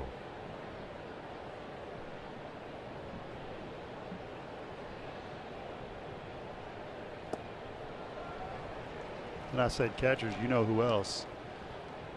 Superstars, a la the late, great Tony Gwynn. I have so much respect for him, but you could always get strike 1, strike 2. Well, he earned it. He did, but they would not call strike 3 on Tony Gwynn. No balls and a strike. And that one shot toward Garcia at short. Nice play by him. And his peg to first is in time. Quickly, 2 men are out. You know, Tony Gwynn, I don't have the number off the top of my head, but it's some ridiculous number. His average against Maddox, Smoltz, and Glavine was just ridiculous. He saved his best for the best at the time. And obviously a Hall of Fame person, Hall of Fame player. His son now broadcasting out in San Diego, Tony Gwynn Jr. And when he talks, I think of Tony. Get a big smile on my face. You know what I miss most about Tony Gwynn? What's that? His laugh. Yeah. Yeah. It was such a genuine belly laugh. When you tickled him, he was awesome. And to tell you how the game has changed, Tony Gwynn, 9,288 at-bats in the major leagues. You know how many times Tony Gwynn struck out? Couple hundred. 434. Wow. The most he struck out was 40 times. That was in 1988. He led the league in hitting at .313 that year. Broken bat roller is foul. Tony Gwynn led the National League in hitting 8 times. A lifetime .338 hitter. And after he struck out 40 times, Tony Gwynn, for the rest of his career, struck out 30 times or more once in a full season.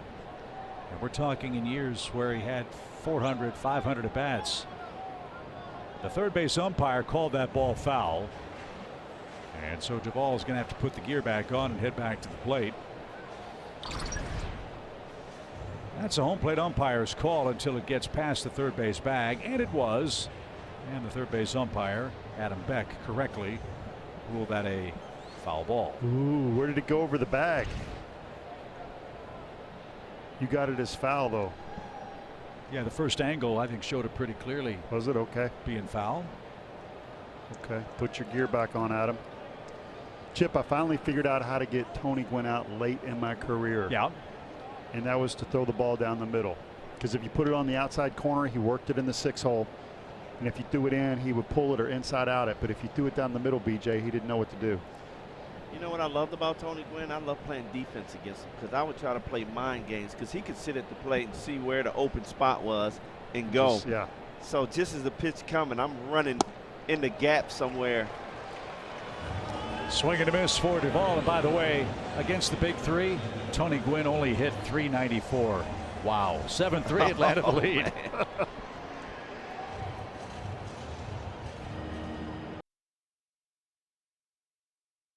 here's our Chick-fil-A game nugget. Some pretty impressive numbers and streaks going for Max Fried, the Braves starter tonight. Can't get much better. Walks, hits, innings pitched below 1, and I love the ball on the ground because with the new baseball, it doesn't matter.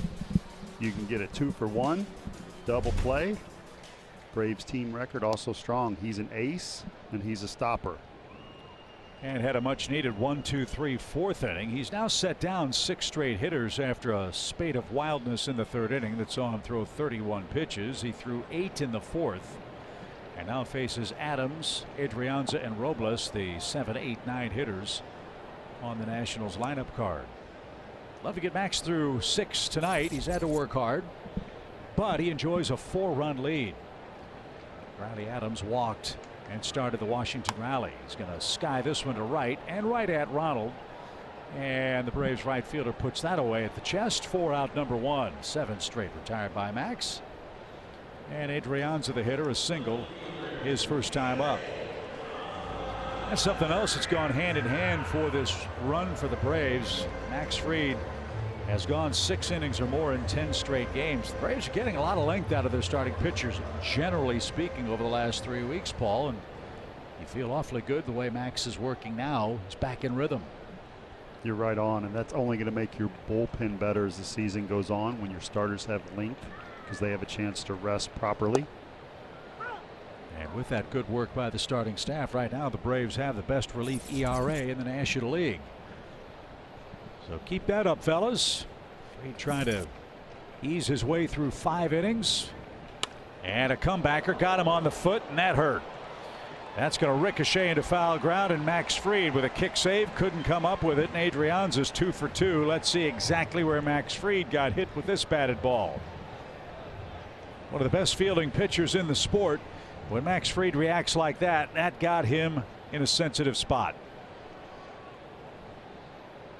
I think it was in the calf area, and if that's true, that's unfortunately not good.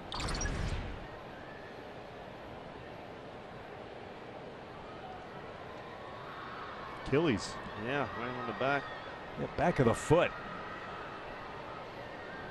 I quickly read his lips, though. He told him, "I'm all right."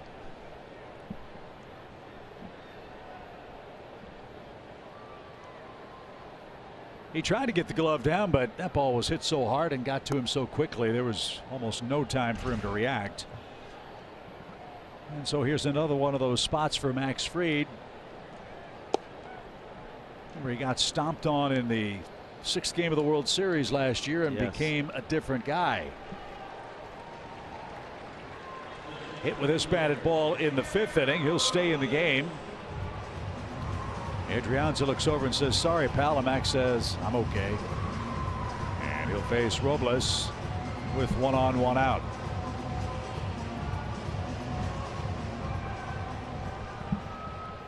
Max Fried, since 2019, is the winningest left-handed pitcher in the game, with 44 victories.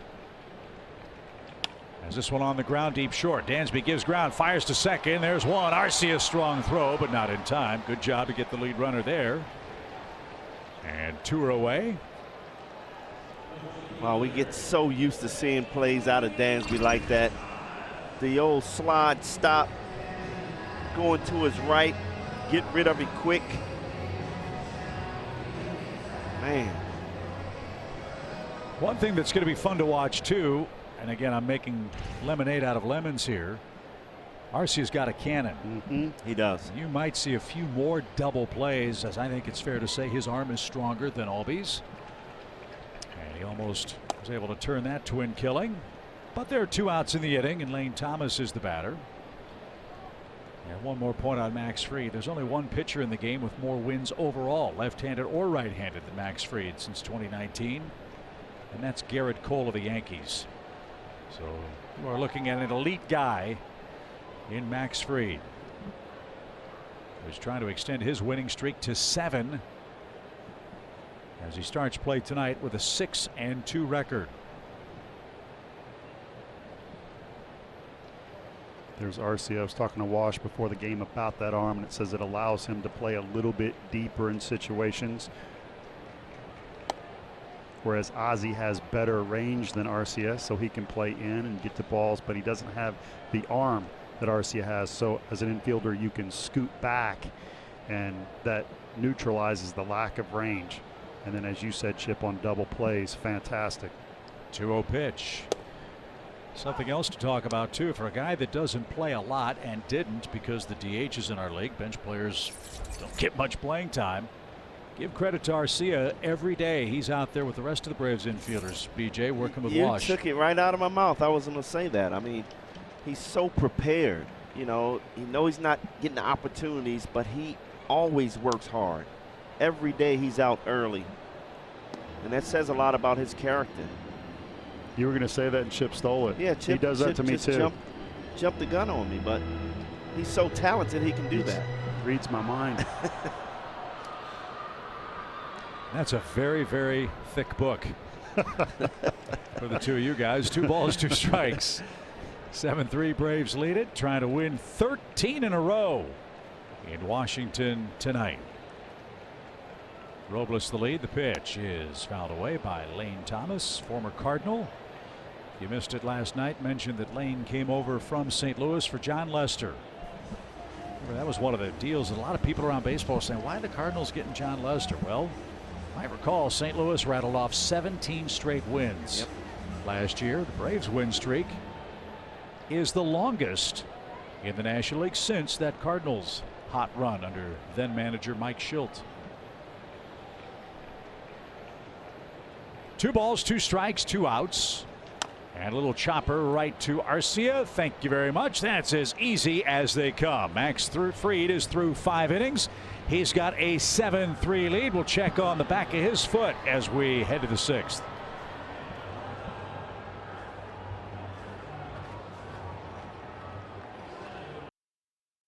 Leading things off, and Michael Harris on deck, fresh off his first major league home run last night. What a moment for a kid who grew up, he said, as a Braves fan, envisioning himself coming through in those big moments for his hometown team. So naturally, dream come true. Even got the curtain call on the road with all the Braves fans here for this series. But another part of the story I just loved, guys, was him saying that he was getting heckled. I mean, a guy in center field was getting after him pretty good, and he said, I just held it in, and then I did what I did. So that felt pretty good. And now he adds that ball, of course, to his first hit, first RBI, first triple. And he said, I just need to have a house now where I've got this man cave that I start putting all those special mementos into. One thing at a time, right, guys? Yes. Well, I hope, Kelly, that Michael is not doing what Jeff Francoeur and Brian McCann did when he got to the big leagues. Is he still living with mom and dad, or does he have his own place? That's my question. I'll have to follow up on that later tonight. I think he's got his own place. I hope so. But mom and dad were going to be the very first call once he talked to us in the clubhouse. You know? I'm not sure about that, Kelly. He might be living with mom and dad for right now. BJ, I wasn't going to out him, though, on air, so that's on you. That's okay. I'm a mama's boy. That's all right. Swing and a drive.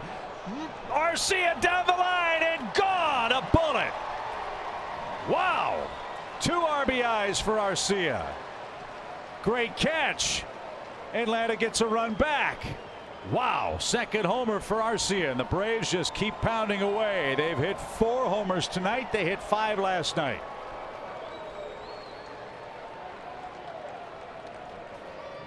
Next man up, guys. That's exactly the way you have to look at it. Alex has built this team to be prepared for moments, losing great players. But it's good to see Arcia step in and get the job done. I love that camera angle. Not just because you see the ball off the bat at the point of contact as Michael Harris digs in, but I love the reaction of the bench. When Walt Weiss heard that ball hit the bat, you could see him mouth, wow. They knew it instantly. So did Orlando. As the Braves now lead at 8-3. And here's Michael Harris, a double, an RBI, and 2 trips to the plate. You heard Kelly say first call was going to go to mom and dad for Michael Harris. As you see Arcia so excited. That's got to feel good coming in for Ozzie. And when he called mom and dad, talked to dad first, Said, get Mom on the phone. He goes, what? You need us to pick you up from the airport again? I remember this, yeah. And he said, no, Dad, you know I hit my first homer. Get Mom on the phone. Dad with the quick wit. That's good stuff. So that'll be a great report for Kelly to find out tomorrow. Is Michael staying at home, or does he have his own place as a major league player? It took the Kangaroo Court to get Francoeur and McCann out of Mom and Dad's basement. And then they became roommates. And the rest is Braves history. 1 ball, 2 strikes. He is fouled away. BJ, you got a bedroom in the basement, don't you?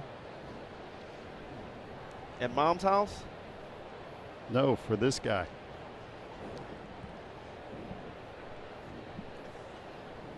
Oh, you want him to be my roommate? Well, I'm just thinking, if I want to Sure. learn from a guy that Yeah. hit behind Mark McGuire and Chipper Jones. Pop fly out of play, foul left side. 1 ball, 2 strikes. Hey, the way this kid has made a quick adjustment to the big league, he don't need my help, man. Don't change a thing. Don't Don't listen to change. anybody. Just That's keep right. doing what you're doing. He's got a 7-game hitting streak. Braves are 13-3 since Harris joined the club from the minor leagues. And Atlanta leads by 5. BJ, sorry. Pitch. Swing and a high fly ball left center field. Look at that ball jump. Michael Harris into the red seats has hit a homer. The Braves have another set of back-to-back homers.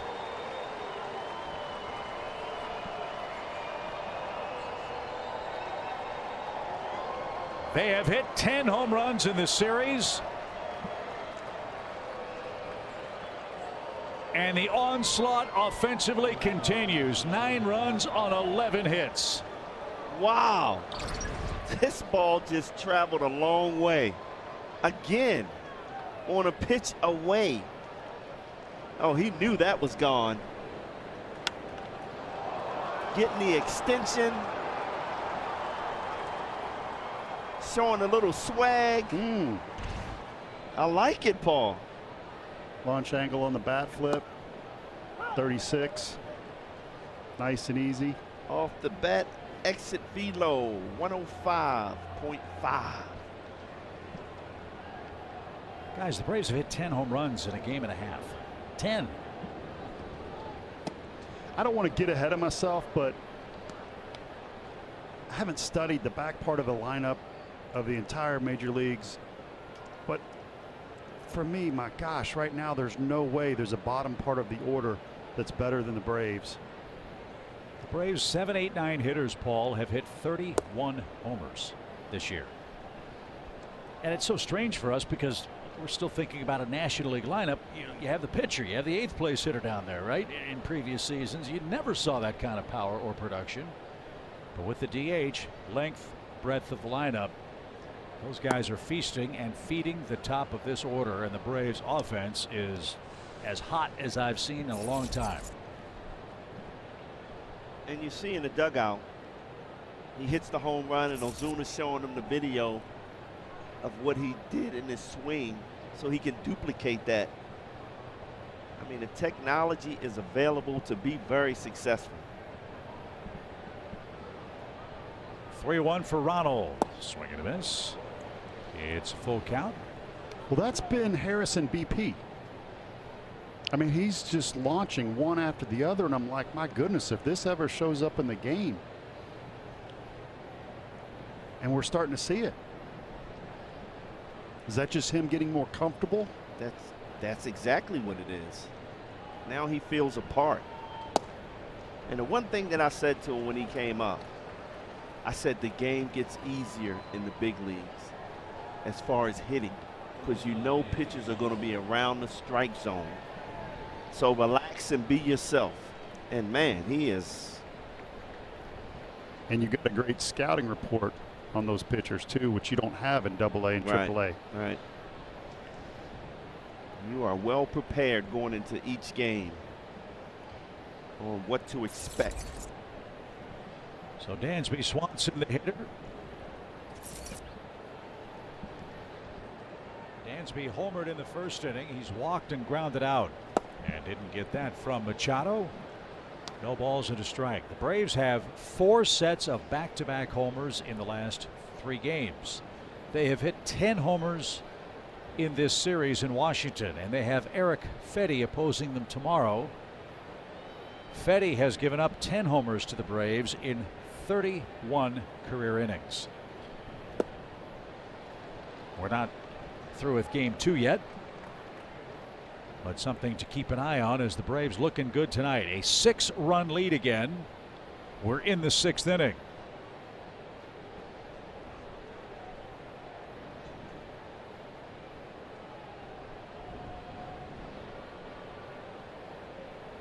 Braves try to match the 1982 and 1992 teams with 13-game winning streaks. And they're looking good in game 2 tonight.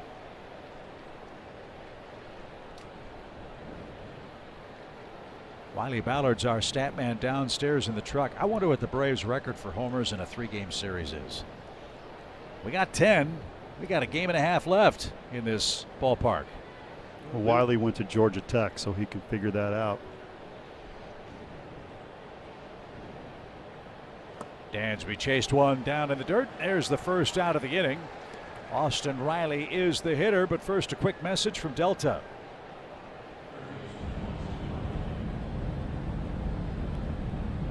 Delta, proud to be the official airline of the 2021 World Champion Atlanta Braves.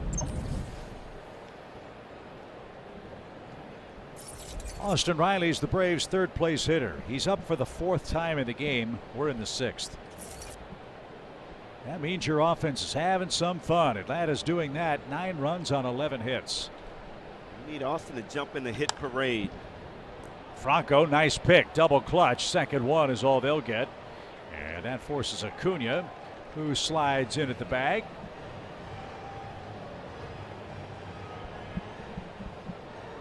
And he is the second out.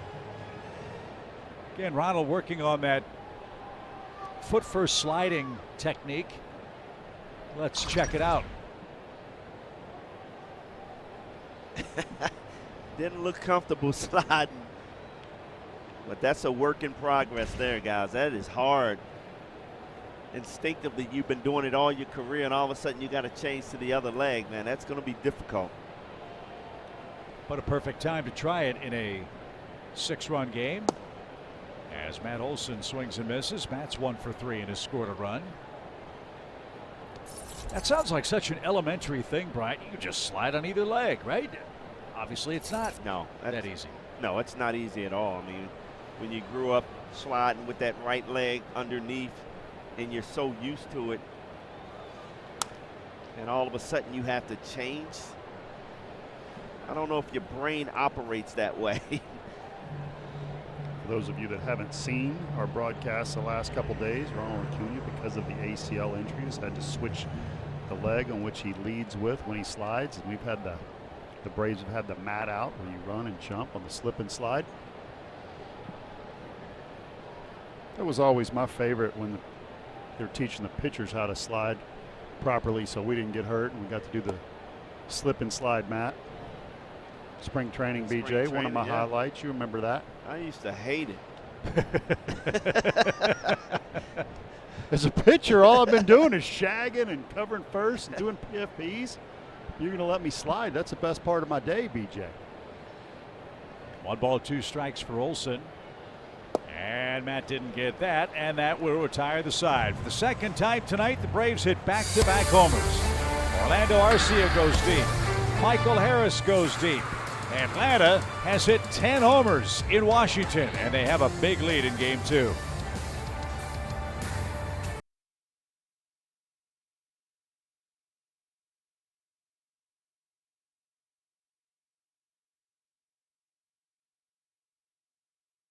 The game, let's check out the T-Mobile coverage cam. Despite being down 6 runs, the Nats fans are dancing in the aisles here in Washington. It's a lovely night. Braves have gone homer happy again. 5 more home runs for the Braves offense tonight, including 2 sets of back-to-back homers. This is a good sight to see Fried back out on the mound. And that's an even better sight. Ground out. Fried gets an awkward toss and beats his man to the bag. Cesar Hernandez made that close. And there's out number one. Fried grimacing. Had to bust it to the bag. Remember, he got hit with a batted ball on the back of the heel. But that's barking just a little bit.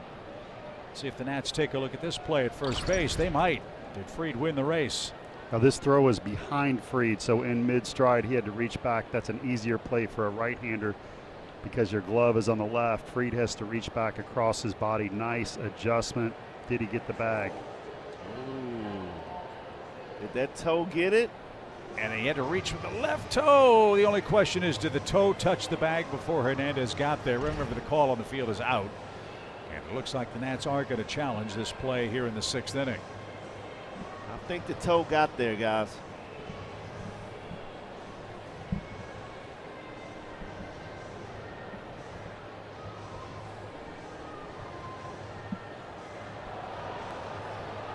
Alan Porter is the first base umpire. And from his angle, he's got a real tough view of whether or not Fried's toe touched the bag. His foot got there before Hernandez touched the bag. The question is, did he touch the base? We'll see if there's enough video evidence to overturn this challenge by the Nationals. Yeah, I'm not sure it got there.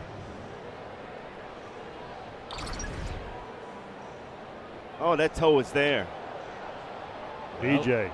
Not yet. Up. And see where his foot lands from that angle. You can't tell if the foot kept on moving to the base. So I would assume there's not enough evidence to overturn the call. I don't think it got there. But you can't assume it didn't. Right, if you got to have clear evidence. Well, on that last shot we showed, it never got there after he passed the bag. That's my opinion. After review, the call on the field is overturned. The runner is safe. Washington will retain their challenge. So Washington retains the challenge. Bad feed from Olson. Puts Hernandez at first to lead off the 6th inning.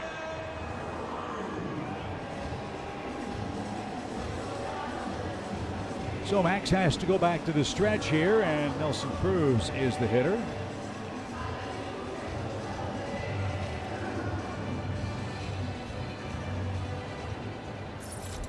Cruz is 0 for 2 tonight. Best part of that play was the camera work. Great job, guys.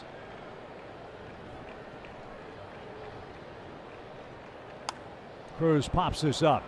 Arcia drifting out. He measures it up and puts it away, and there's out number one. Nelson Cruz retired after the infield hit by Cesar Hernandez. And Josh Bell, the hitter, he's 0 for 2. So Max Fried, guys, 2 outs away from extending that consecutive games of 6 or more innings pitched to 11. And considering the overtime he had to turn in the 3rd, since then, he's been a man reborn on the mound. I was talking to Kyle Wright before the game, and I said, what have you learned from Max Fried? And he said, my goodness, we don't have enough time to sit here and talk. But he said something that was interesting. He said he always puts the team first. He goes, let me give you an example. He said, when Max has told me they're both credible competitors, he said, you got to know when you're done and when you're out of the game. And he said, when you think about it, he goes, would I rather have a tired Max Fried in the 7th and 8th or a healthy, rested A.J. Minter? And he said, so always be honest and tell Snit when you're fatigued. Don't try to be a hero. Well, I was going to say, that must be hard for a young player to put aside the ego and know that there are 12 other guys that can pitch. It is. And when you're in the thick of battle, you want to get back out there. You don't want to be the guy that says, I'm done. I'm tired. I'm fatigued. Yes, take me out. You almost feel like, I don't know, less of a man doing that, less of a competitor. But when Max said that to Kyle, it affected him. And when Kyle reached 8 innings and in the last start he was fatigued after 6, he could have gone back out there for the 7th, and he thought about what Max told him. And he said to Snit, it's time. And he handed him the ball. Snit gave him a handshake with a smile. That's the kind of stuff that a veteran pitcher passes down, somebody that has more experience passes down and it's one of the big things he learned from Fried. My point in saying that is, if Max wasn't good with that back heel, that back leg, he wouldn't be out there in the 6th. 2 balls, 2 strikes for Josh Bell, the Nationals' first baseman. Braves lead it 9-3. The Braves have more homers in the game than the Nationals have hits in the game at this point. 5 Braves homers, 4 Washington hits.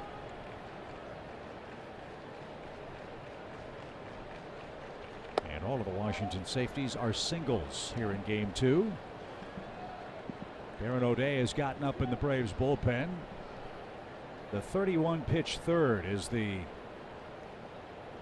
hardest inning for Max in the game, who's gone over 100 pitches twice, including twice in his last 3 starts.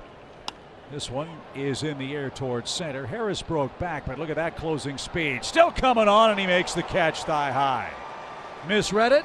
It hung up. He ran under it, and BJ, a beautiful play for the second out. Excellent play.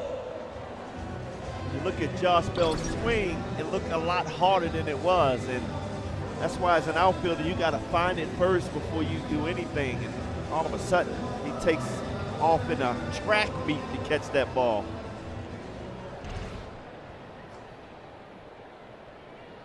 So runner at first, 2 outs. Michael Franco the hitter. Franco is 0 for 2.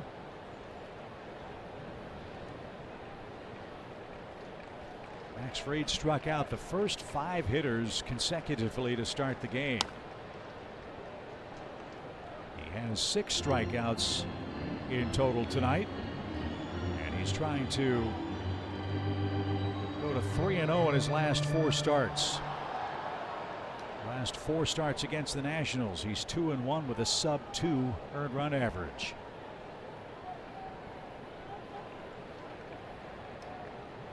And on a night where for the first 2 innings he looked like he was on his way to a really special game, he's had to work hard these last 3+ innings, but he's kept him at 3. And a good curveball has Michael Franco in a 2-strike hole. That's what you love about Max, though. I mean, he can grind out wins. He can have easy wins. Up to 100 pitches now. But he knows what his job is, to get through 6 at least. Yeah, Bertie, we talked about this the other night. You make 32 starts in a year, you're not going to have Max Fried 8 innings of 2-hit shutout ball in Colorado stuff. We've been so spoiled with this young man's performances every 5th day, but this has equal a measure of how good he is as he was against the Rockies out in Colorado. He is grinding. 3 runs on 4 hits, and the pitch is cued to the right side. Arcia's going to try to corral that. He will. And the Nationals have first and second with 2 outs. A soft hit allowed by Max Fried. That one just squibbed into right field. And Franco has a 1-for-3 night.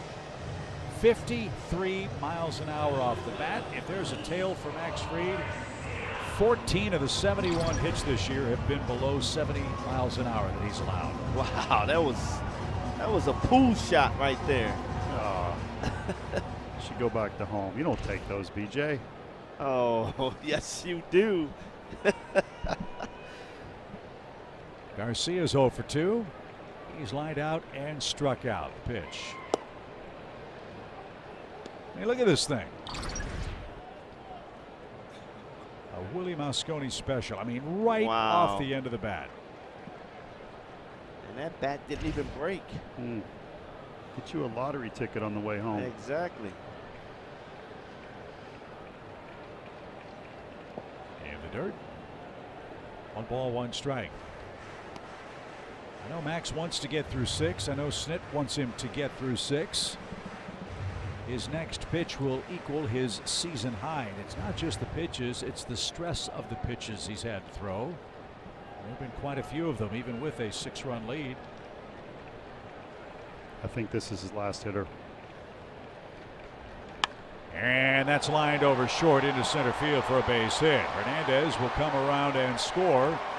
And the Nationals cash in the errant toss from Matt Olson to lead off the inning. That's their 4th run. It's a 9-4 game. And Bertie, I think you're right. Here comes Snit. So Garcia picks up his 8th RBI. Max Fried's very impressive streak of 10 games in a row going 6 innings or more will come to an end tonight, but he will leave with the lead. It's a 9-4 game as Darren O'Day comes in.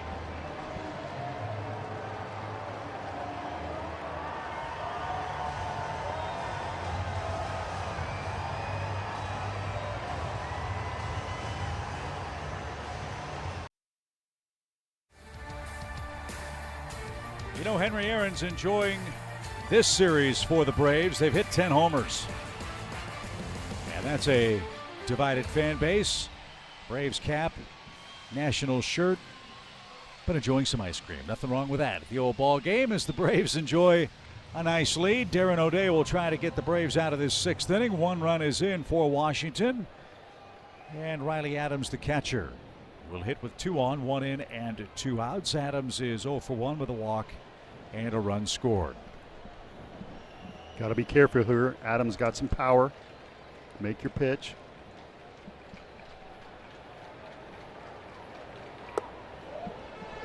Braves bullpen is one of the great stories so far in June.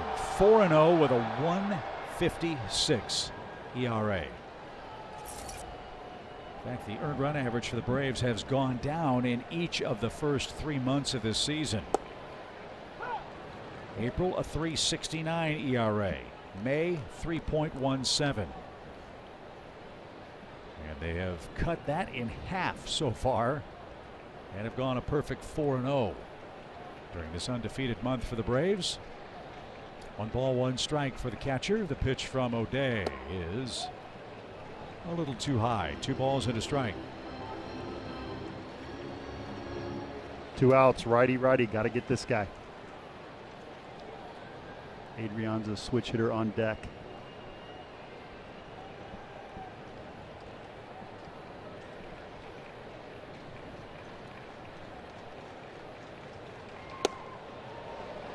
The old rise ball right on by. 2 balls, 2 strikes. That's what makes O'Day so valuable. Veteran presence. He's a terrific fielder on those double plays when he covers the bag at first. We saw that. Yep. Told me it's about time that a reliever wins a Gold Glove, so he's hoping that play gets it for him. Can't hurt. The pitch. Swing and a miss. O'Day comes in and takes care of the Nationals in the 6th inning. They strand a pair. Atlanta on their way. 9-4 after 6 in game 2.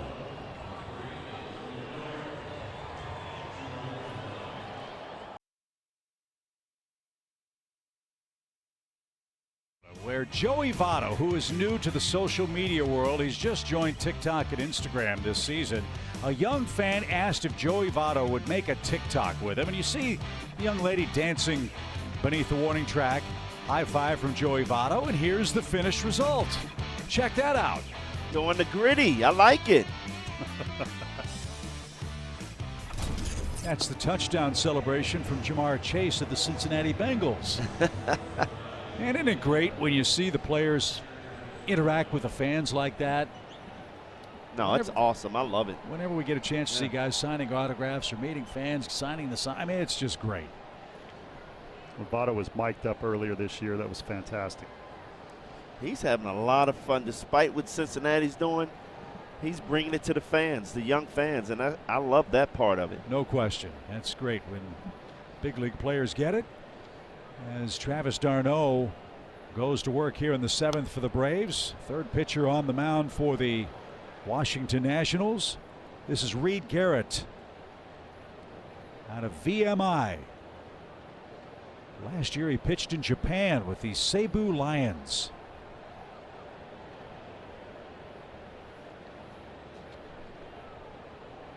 Mike Rizzo and the Nationals searching far and wide to try to bolster this pitching staff that's been without Strasburg. They're without Max Scherzer. Anibal Sanchez is hurt.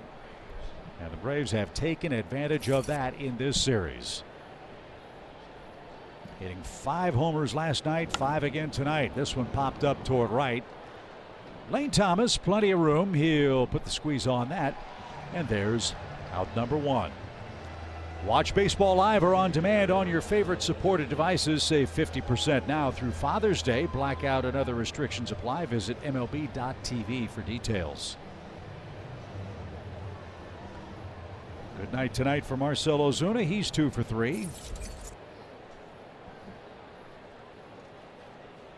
Jackson Stevens is starting to play catch for the Braves. Looks like he'll come on in the Nationals half of the 7th inning.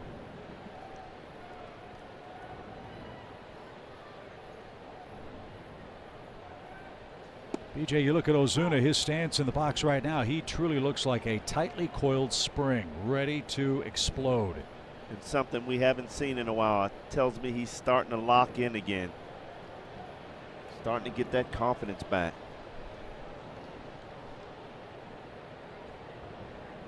You know, we forget during the COVID season, the great year that Freddie Freeman had winning the MVP, Marcell Ozuna very nearly won the Triple Crown. Yes.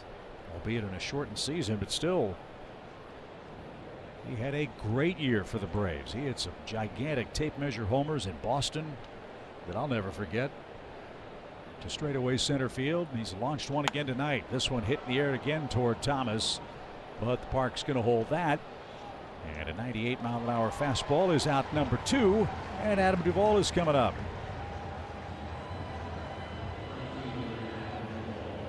Garrett and Strider go to the same barber. Adam Duvall, the final hope for the Braves in the 7th. When this half inning concludes, we will send you back to our Atlanta studios for the stretch presented by Georgia Natural Gas. This is one of the nights where BJ really misses being in the studio because he'd get to say "ya-ya" 10 times. That's right. And that's what the gang will be talking about with all the Braves homers.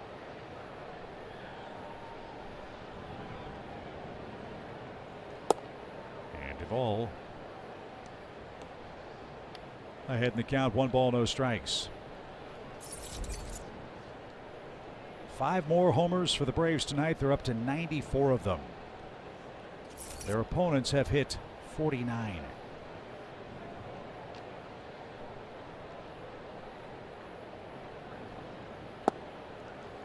Braves have 4 back-to-back homers in the last 3 games. It's the first time in the expansion era, which was 1961 and later, that the Braves have ever hit back-to-back homers in 3 consecutive games. So some more history for this suddenly roasting hot Atlanta offense. Most of the time when you have a team that hits a lot of homers, they're usually bigger guys. They don't have all of the tools. You look at the guys that can hit home runs on this team, they can beat you in other ways as well. Also fast. One of the guys at the plate, Acuna, Swanson, others. Well, you're speaking about the Yankees, the big Ballmers. You're talking about a big team size-wise. I mean, what Judge is doing right now is just incredible. I think the Yankees might regret not locking him up. Yes. He's on pace for about 80 home runs. And that's inside for Adam Duvall. He's aboard with 2 outs. Arcia the batter. He and Harris went back-to-back in the 6th inning. And again, our stat man downstairs, Wiley Ballard, did some homework for us. I asked, what's the franchise record for homers in a 3-game series? The all-time record is 14. The Milwaukee Braves did that at Wrigley Field back in 1956. The Atlanta era record is 11 homers in a 3-game series in August of '98 in San Francisco and 2006 in San Diego, and last August here in Washington. So the Braves, with the rest of this game and tomorrow, have a chance to shatter the all-time Atlanta era record if they can keep on playing long ball. Arcia scorches that toward right center field. Thomas going back to the edge of the track. He'll gather that in. And that will retire the side. Braves enjoy a 9-4 lead. It's time to stretch. Let's send it back to our Atlanta studios.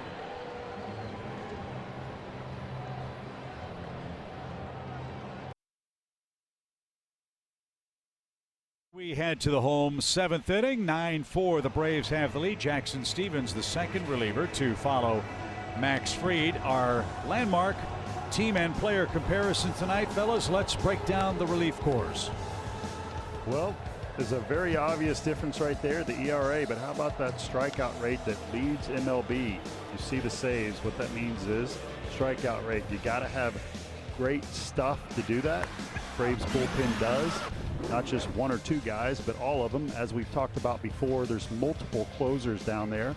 Then you have guys like this that are great stories in baseball. Jackson Stephens, he has come in and he has been fantastic all year long and can pitch 1, 2, or 3 innings. Also, great strikeouts, good ERA.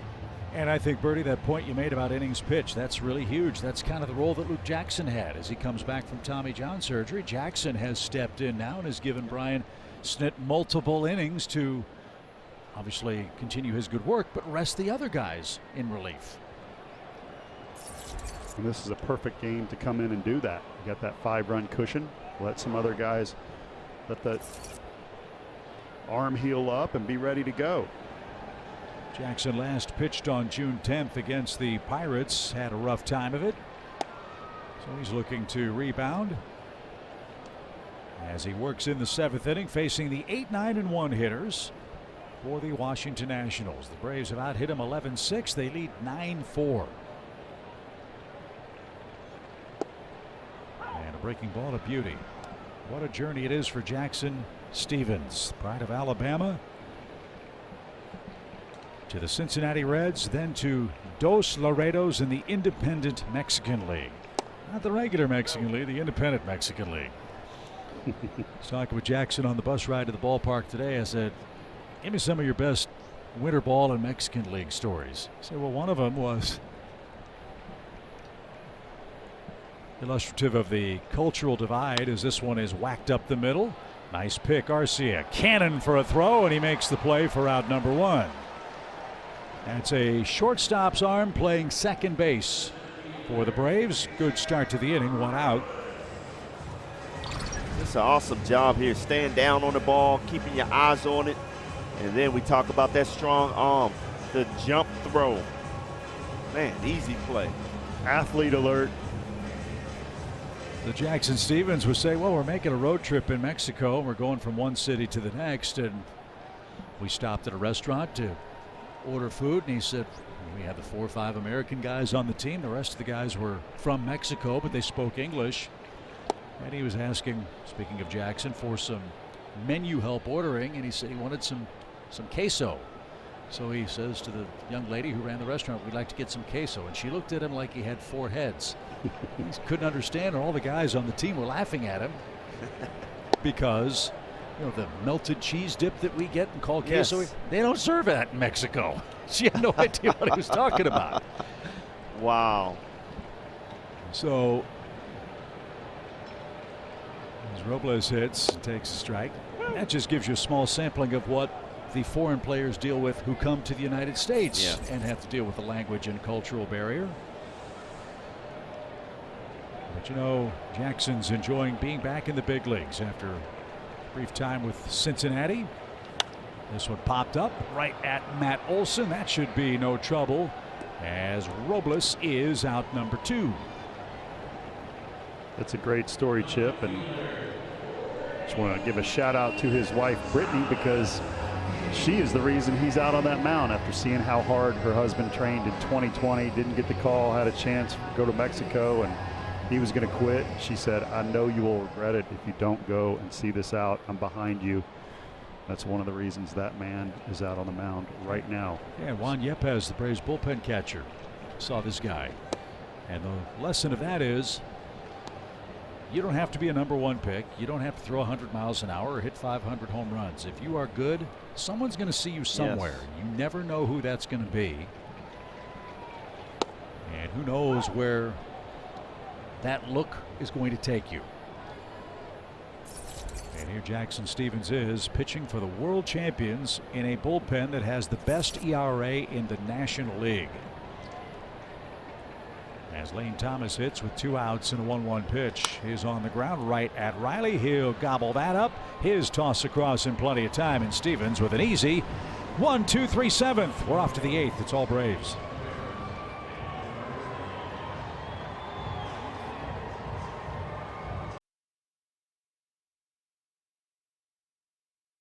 The 8th inning. We've talked earlier tonight about how Michael Harris joining the outfield, Acuna coming back playing every day, moving Duvall to left field, how that's impacted things defensively and offensively. Well, the latter, fellas, is our Yellowwood bringing the lumber feature. I mean, this kid has been phenomenal this month. 313 average, 12 home runs, 24 RBIs. Unbelievable. Shoots that ball the other way on the first pitch. Harris is line to line. He's got a 3-hit game. 7-game hitting streak for Harris now. 11 hits in 25 at bats. If I do my math right, that's a .440 batting average. Great numbers for the entire outfield. And how about Harris? Why do they keep shifting on him, BJ? I don't understand it. They keep throwing him away. He's hit a double in the left center field gap and a home run that way, and you still pitch him away. Wow. Thank you. Yep. Yeah. Take advantage of it. We're not going to tell anybody. Let's see if Ronald can get on the hitting fun. He's 0 for 3.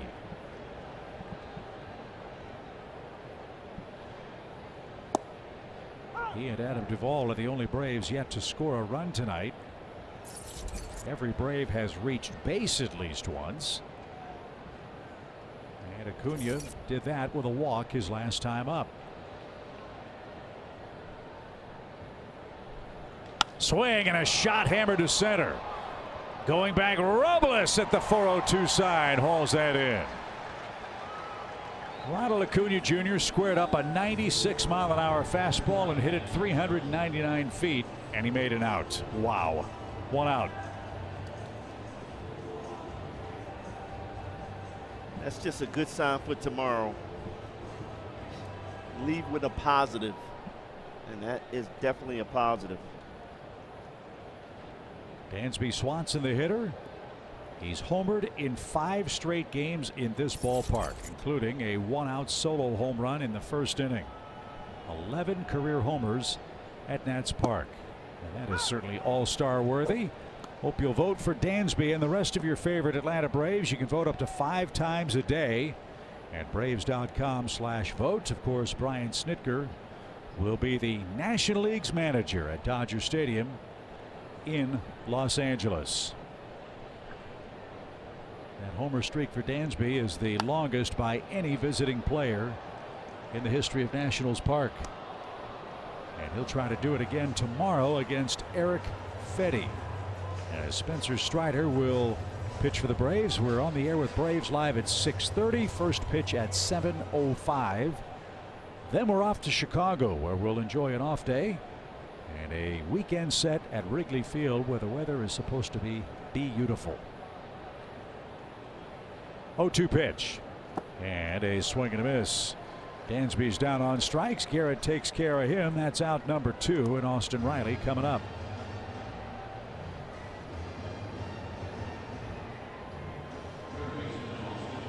I believe Austin's the only Brave that don't have a hit in the 2 games. Austin's 0 for 7 in the series. In fairness to him, he was hit by 2 pitches. Reached on a force play and scored tonight. And he's pushed off the plate by Garrett. 1 ball, no strikes. Did you guys ever consider playing in Japan? Never. No. I did. Did you? Late 90s. Like it? I considered playing there. Yeah, Sorry. never got a chance. Thought you meant you went. Nope. 1 ball, no strikes. That's rolled foul. Was stuck in mud kind of here in that quad A. Better than AAA, but really never settling in the big leagues. And Japan was an option, but got claimed off waivers by the Phillies and They made a mistake in the paperwork. I had to pitch in the big leagues and beat Randy Johnson that night. The rest is history. I just felt like the flight was too long. You only have to do it twice. You go and you come back. What's up with that? I don't like flying that long. Yeah, you were much better than I was out of the gate. Let me tell you something. If there's a mosquito jumping on a trampoline on the plane, Brian Jordan is grabbing the hand rests. Pitch. Oh, and Riley wears another one. He's been hit 3 times in this series. And that one nowhere close to the plate. I mean, you talk about nowhere for Riley to go. He gets smoked with 2 outs. Wow, guys, that's 3 times in the last 2 days. I think I'm getting angry by now. Well, luckily for him, it got the arm guard. Yeah, still, I'm getting angry. That's frustrating. Yeah. It's not intentional. We know that. It's just still frustrating. So after 2 years in Japan, Garrett back in the big leagues. Last pitched with the Tigers in 2019. As this one is roped to Bell, and he makes a stop to his right. And Matt Olson is robbed of a second hit and maybe an RBI. We go to the home 8th. It's 9-4 Braves, looking good in D.C.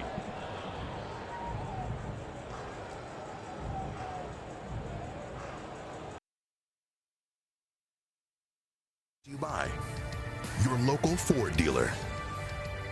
Delta Airlines, keep climbing. And by Truist, when you start with care, you get a different kind of bank. Braves are frolicking. 9 runs on 12 hits, 5 more homers in game 2. The Braves try to win their 13th consecutive game. Jackson Stephens back out for the 8th inning. Hernandez, Cruz, and Bell are coming up. Jackson with a 1-2-3 7th inning. Saw Reed Garrett pitch in Japan. Somebody saw him, Brian Jordan. Somebody saw Jackson Stephens. And the Braves happy to have him in the bullpen. You and I were talking between breaks about somebody seeing you. How did that come about? You know, and I tell every kid this, always give 110% because you never know who's watching. Me at University of Richmond, I got a chance to play against the Richmond Braves in an exhibition game. And here it is, Derek Lilliquist, their top prospect, was on the mound. He had Mark Lemke, Dave Justice. I was sitting there like, wow, these guys are one step away from the big leagues. Well, I had an awesome game, almost hit for the cycle against their top prospect pitcher. And right after the game, I didn't even think about being drafted. I was focused on, you know, another year of football. And right after the game, it was a Cardinal scout there. And he came up to me and said, hey, we want to draft you first round. And I'm sitting there like, what? You never know who's watching. That's something Dale Murphy talked about. Joe DiMaggio the same way. Dale Murphy almost hated to come out of the lineup because his attitude was somebody came to the ballpark and spent back then $12 on a box seat ticket, parking, and a hot dog, and they want to see me play. I owe it to the fans to try to get out there and perform. As a nice running catch by Adam Duvall, who slides to a stop. Hernandez retired, and that's out number 1. And Joe DiMaggio always said, he was asked, the Yankees were rolling as Duvall, more good Atlanta outfield defense. Joe DiMaggio, why do you run so hard in the 8th inning of a 15-1 game? Well, because someone's here that bought a ticket and maybe never saw me play before. Yep. It's really true. Love that. Yep. Nelson Cruz, the hitter. He's had a quiet night. And that's in for a strike. And now with so much video scouting, with every game in the United States, Canada, overseas, on television somewhere, there are always going to be eyeballs on somebody on a field, right, no matter the sport. And the great internationalization of our game continues as Cruz awaits a 1-1 and didn't get it. For example, Peter Moylan, our colleague, works in Braves Live, works in the booth sometimes. He's going to manage. He's managing the Melbourne Aces in the Australian Baseball League. And I sure hope we can make a road trip to Australia sometime in my lifetime for a 3-game series. That'd be kind of fun. That would be fun. I think your story on DiMaggio is also a lesson in how to play the game right, how to play the game the right way, always hustling. I love George Brett's comment when they asked him, what would you like your last hit to be? You want it to be a homer like Ted Williams? What would you like to happen? And he had a great answer after the pitch. Which is popped up. Another chance for Matt at the first base line. Foul. 2 outs. And George Brett said, I would love to hit a ground ball to second base and bust it and get out of the box and run down the line as fast as I could and get thrown out by 1 step, because I want some 10-year-old, some kid up in the crowd watching to know how to play the game right. That's right. Yep. Perfect. Perfectly said. Josh Bell, the final hope in the Nationals' 8th inning. Bell 0 for 3 in the game. Washington was without Juan Soto tonight. Banged his knee on the dugout bench earlier. Sore knee, couldn't go tonight. Maybe a day of rest against the left-hander Max Fried. And we'll see how eager he is to get back in the batter's box with Spencer Strider and sustain 98-99 tomorrow. Ooh. And with this humidity, that slider's going to be diving. 1 ball, no strikes for Bell. And fouled back. It's an even count. Mets still winning 4-0. Actually, they did just go final. They beat Milwaukee, so Braves will try to keep pace and stay 5 back. If the score holds, the Braves will get to 3 games over 500 on the road. They'll win their 10th game in a row in this ballpark and their 13th in a row overall this year. Boy, after a hot start for Milwaukee, they have fallen off the map. After losing Peralta, yep, seems like they've been going backward. What a difference a couple weeks makes. Oh my. We're in Arizona and Braves seem like they're stuck in mud. Snit gives a speech and guys get hot. And that's the real lesson, right? We again live in such a small sample size world of everything. Counting tonight, there's 100 games left. We're not even halfway through the season. And look, the Braves are not going to go undefeated the rest of the year. I can promise you that. Are you sure? Pretty sure. And there will be some inevitable valleys to go along with this very high peak. It's how you weather that. As you guys know, you've been in the locker room as players. It's so good at keeping everything even keel. You worry about today, and tomorrow. And Jackson Stevens is rolling tonight. 6 up, 6 down. To the 9th we go. Braves by 5.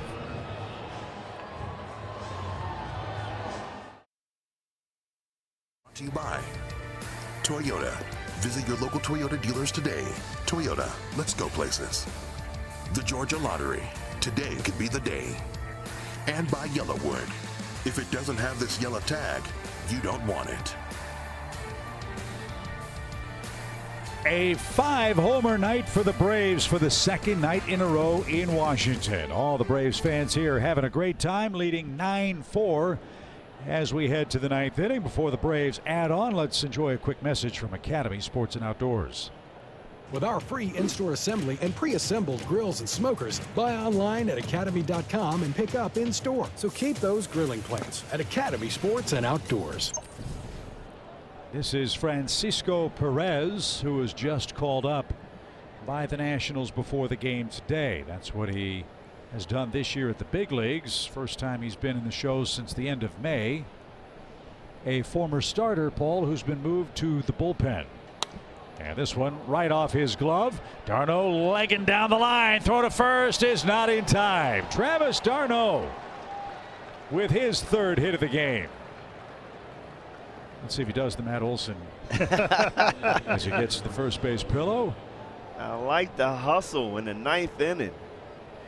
Getting down the line, that's when you smell a hit, guys. Off the glove, you're saying, I got a chance. I got a chance. Great hustle here by d'Arnaud. Let's check out the running form. He's Terminator. reaching those arms out there. Lift. Perfect form. 13 Atlanta hits tonight.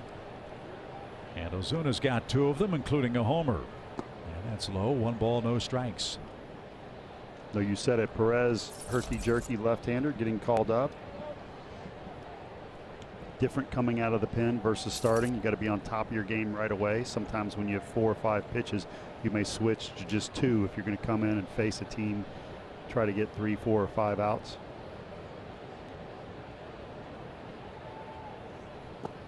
Downstairs, 2-0. Is that hard to do? Eliminate a pitch that you have used, Paul, as a starter when you go to the bullpen? We talk all the time about how hard it is to keep 3 or 4 pitches on time in relief. Yes. Well, it's tough because you got to pick which ones to eliminate. Right. When you do that, you lose a couple of your weapons, and if you're used to having those weapons, it can be tough. Another thing, as a starter and a reliever, you may just go straight out of the stretch. You may ditch the windup. Can be another big thing. I think that's a good point. I think that's something we've seen in the game a lot more from starting pitchers, working more out of the modified windup, if not the straight out stretch, which stands to reason your most important pitches come out of the stretch. Yeah, and I learned that here, pitching in the big leagues in bullpens.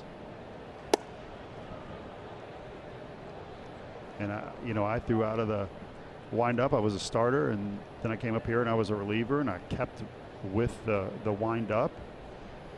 And then I learned, hey, you're a reliever, so you better be comfortable out of that stretch, and 80 to 90% of your bullpen usage working on, better be out of the stretch.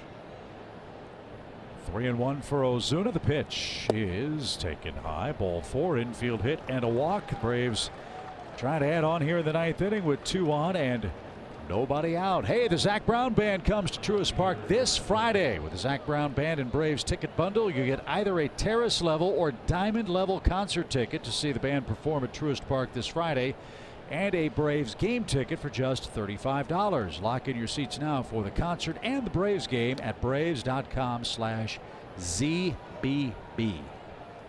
Are they going to play Chicken Fried? They better. I'm there. They'd better. As Adam Duvall goes to work, 2 on, nobody out, just past 10 o'clock Eastern time, and in for a strike. Mets won 4-0. Marlins have tied the Phillies 8-8 late in Philadelphia. Cardinals trying to sweep a doubleheader from the Pirates. Miles Mikolas in the nightcap flirted with a no-hitter. He took one into the 7th inning this evening. Tough times for the Buccos, whom the Braves swept in 4 games back in Atlanta. The pitch. Another strike. It's 0-2. Adams reached base 2 times tonight. 9 of his 12 hits this month have gone for extra bases. And folks, he's hitting 7th.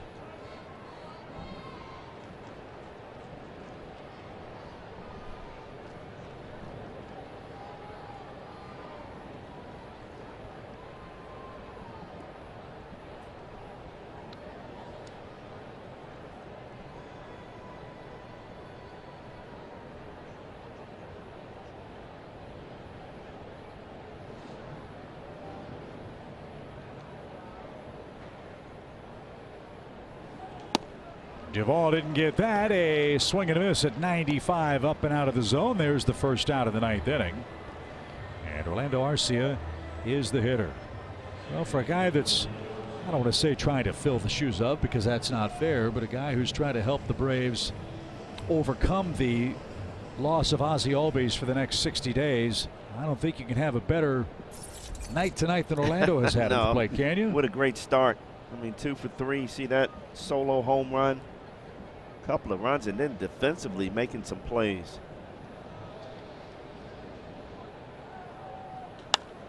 Popped up toward right. Lane Thomas nearing the line, still coming to the warning track edge, makes the play.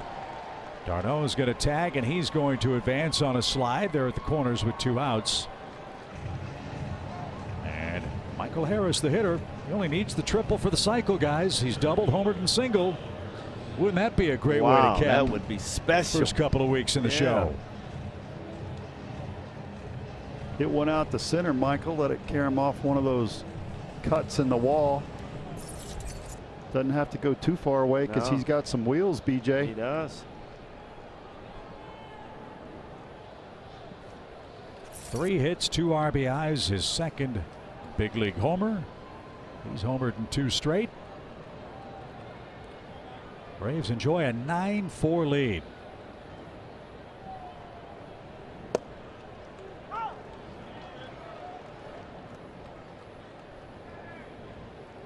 thing that I love about this guy is seems like he hits lefties even better than righties.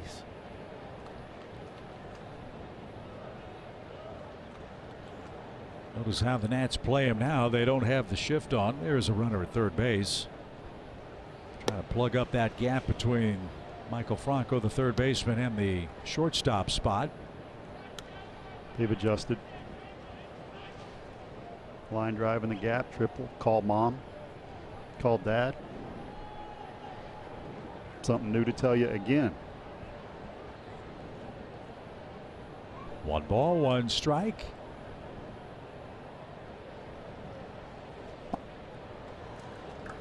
Pulled a string on him. It's 1-2. Jacob Webb is up in the bullpen. How special would that be if he did hit a triple here? And you're talking about the first 2 weeks of your career in the big leagues. You have a cycle. Well, you're the guy that said it gets easier when you get up here. But not a cycle. Oh, my goodness. Got a room at Brian Jordan's house when we get back home. That one gets away. d'Arnaud streaking toward the plate. He's going to score the 10th Atlanta run. He does that standing up. And the Braves cash in the leadoff hit with a gift on a wild pitch. Ozuna moves up as well.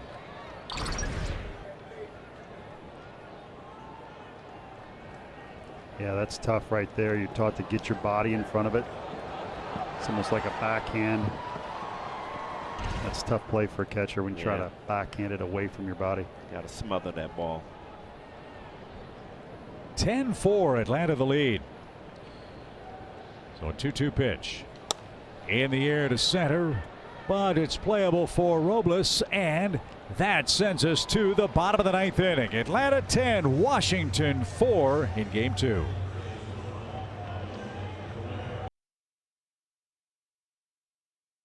Xfinity. Supercharge your home with supersonic Wi-Fi. Unbeatable internet. Only from Xfinity. Georgia Natural Gas. Live the greener life. And by Yamaha Boats and Wave Runners.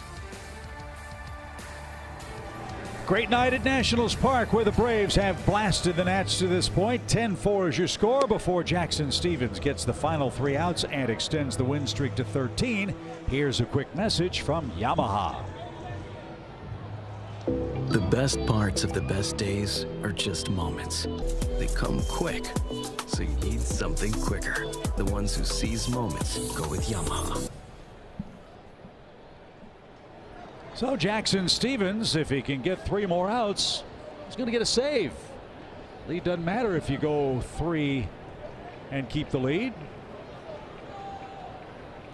And he'll face Michael Franco, Garcia, and Adams coming up. That one's on the ground, foul. Update from St. Louis, Miles Michaelis has a no-hitter going to the bottom of the 8th inning. The Pirates do have a run, but trail 9-1. It'll be talked about, I'm sure, as well as the Braves' 13-game win streak with 3 more outs. Great night for the Atlanta offense. 10 runs, 13 hits, 5 homers. The Braves scored 5 runs in the 3rd, 2 more in the 6th. They've had 2 sets of back-to-back homer sequences tonight. They have gone back-to-back 4 times in the last 3 games. Max Fried, 6 hits, 4 runs in 5 2/3 innings. Didn't walk anybody. Max struck out 6 and is en route to his 7th consecutive win. And then tomorrow the Braves turn the ball over to Spencer Strider. Young kid birdie growing by leaps and bounds in rotation as he'll face off with Eric Fetty of the Nationals. There's been so many good storylines to follow this year on the Braves. That's in the air right at Ronald, who freezes for a moment. There's the first out.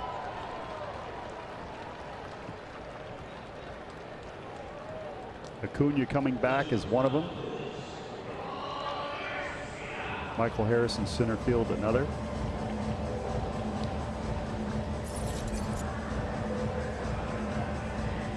Spencer Strider, also a big part of the Braves turnaround, solidifying that 5th spot in the rotation. Just like the bottom part of the lineup with the Braves, if you think you're getting a break when the 5th starter comes up to the mound, forget it. On the ground right to Orlando. He's got that. And the Braves are an out away from 13 in a row. Last done in 1982 and 1992. And Jackson Stevens, memory serves, had a save in a similar game, a blowout against the Nationals back in Atlanta. Yes, he did. So he's retired 8 straight. Riley Adams, the catcher, the Nationals' final hope. Braves Live is standing by to wrap things up. What a great offensive explosion again. Curveball, strike. You can just sense the confidence of everybody in the Braves dugout right now. And as you said, guys, what a difference 2 weeks makes. You have to feel good about this. I mean, in 2000, I was a part of that 15-game win streak. And you talk about confidence. I mean, we had our chest out every game because you know you're going to win it.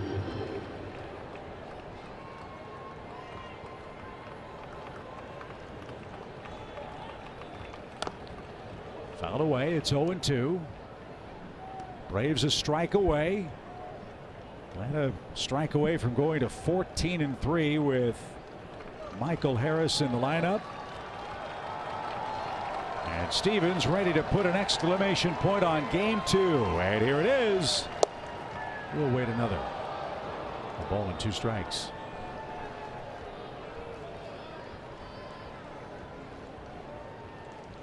Marcell Ozuna.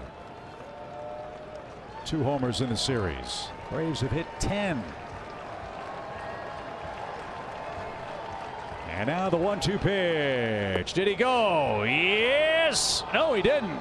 Thought the home plate umpire rung him up, but he appealed to first. I beg your pardon. Quinn Wolcott pointed to Alan Porter instead of saying strike 3, and Porter said no swing. Fooled me for a second. 2 balls, 2 strikes.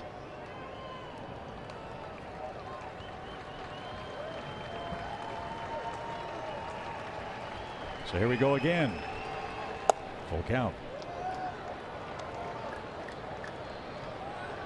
The other part of this is good teams take advantage of the schedule. The Braves have done that. They're 1 strike away from going to 19-6 in their last 25 games. Stevens ready. The payoff. Fly ball wallop towards center. Harris is going to turn. Leaping try at the wall. Can't get it.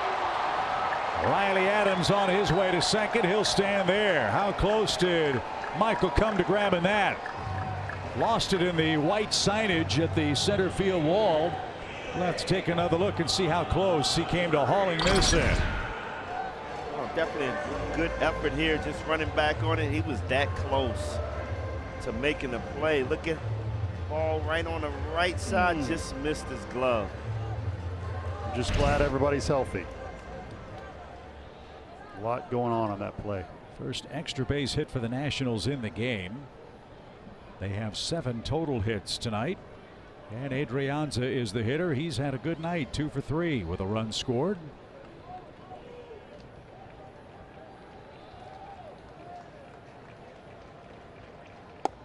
And a breaking ball over for a strike. It's 0-1.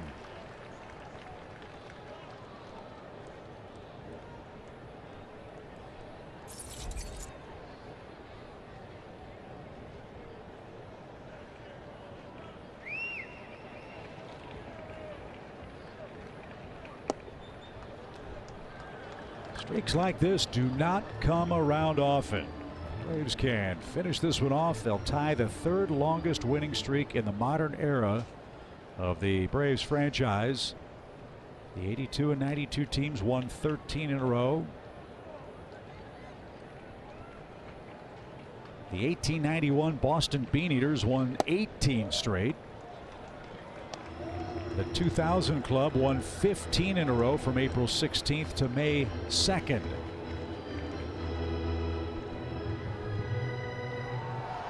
And in 2013, They went 14 games in a row without a loss from July 26th to August 9th. So heady times for the Bravos in Washington tonight. The pitch, out of play foul, 2 balls, 2 strikes, and again Stevens 1 strike away.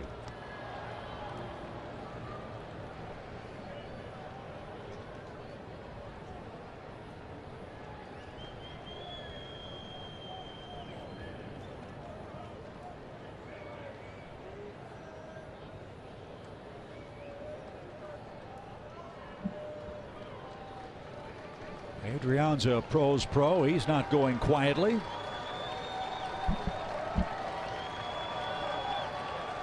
As Stevens ready with his 2-2 pitch. Nope. Full count. Can we get a call, Chip? We can. Just got to be a little closer.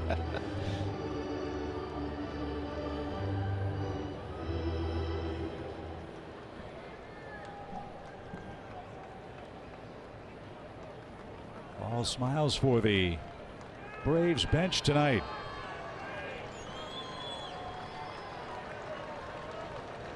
Robles waits on deck. We want to see him tomorrow. The payoff. Popped up. Riley at third is there. He's under. He's got it, and it's 13 in a row for the Braves. 10-4 is your final. The booming bats continue. Max Fried was outstanding for his 7th straight win. And oh yes, this Atlanta bullpen, guys, throws up some more zeros. But how about Dansby getting it started with that home run? We talked about his leadership stepping up with the loss of Ozzie Albies. He got it started tonight, but Travis d'Arnaud continues to swing a hot bat along with Ozuna. It's somebody different every night, guys. And how about that man right there, Orlando Arcia? Great game by him defensively, offensively. He's not going to replace Ozzie, but it sure felt good tonight. He was fantastic. Braves are getting used to high-fiving after a big league game, and we hope to do it one more time tomorrow and complete another sweep against the Nationals. Spencer Strider and Eric Fetty hook up. Braves live at 6:30. First pitch is at 7:05 on Bally Sports South. Guys, enjoyed it. 13, a lucky number for Atlanta tonight. They beat the Nats 10-4 behind 5 more homers. We'll wrap it all up for you on Braves Live, presented by Xfinity. That's coming up next. For Kelly, for Paul, for BJ, I'm Chip Carey. We'll see you tomorrow night. We'll go for number 14.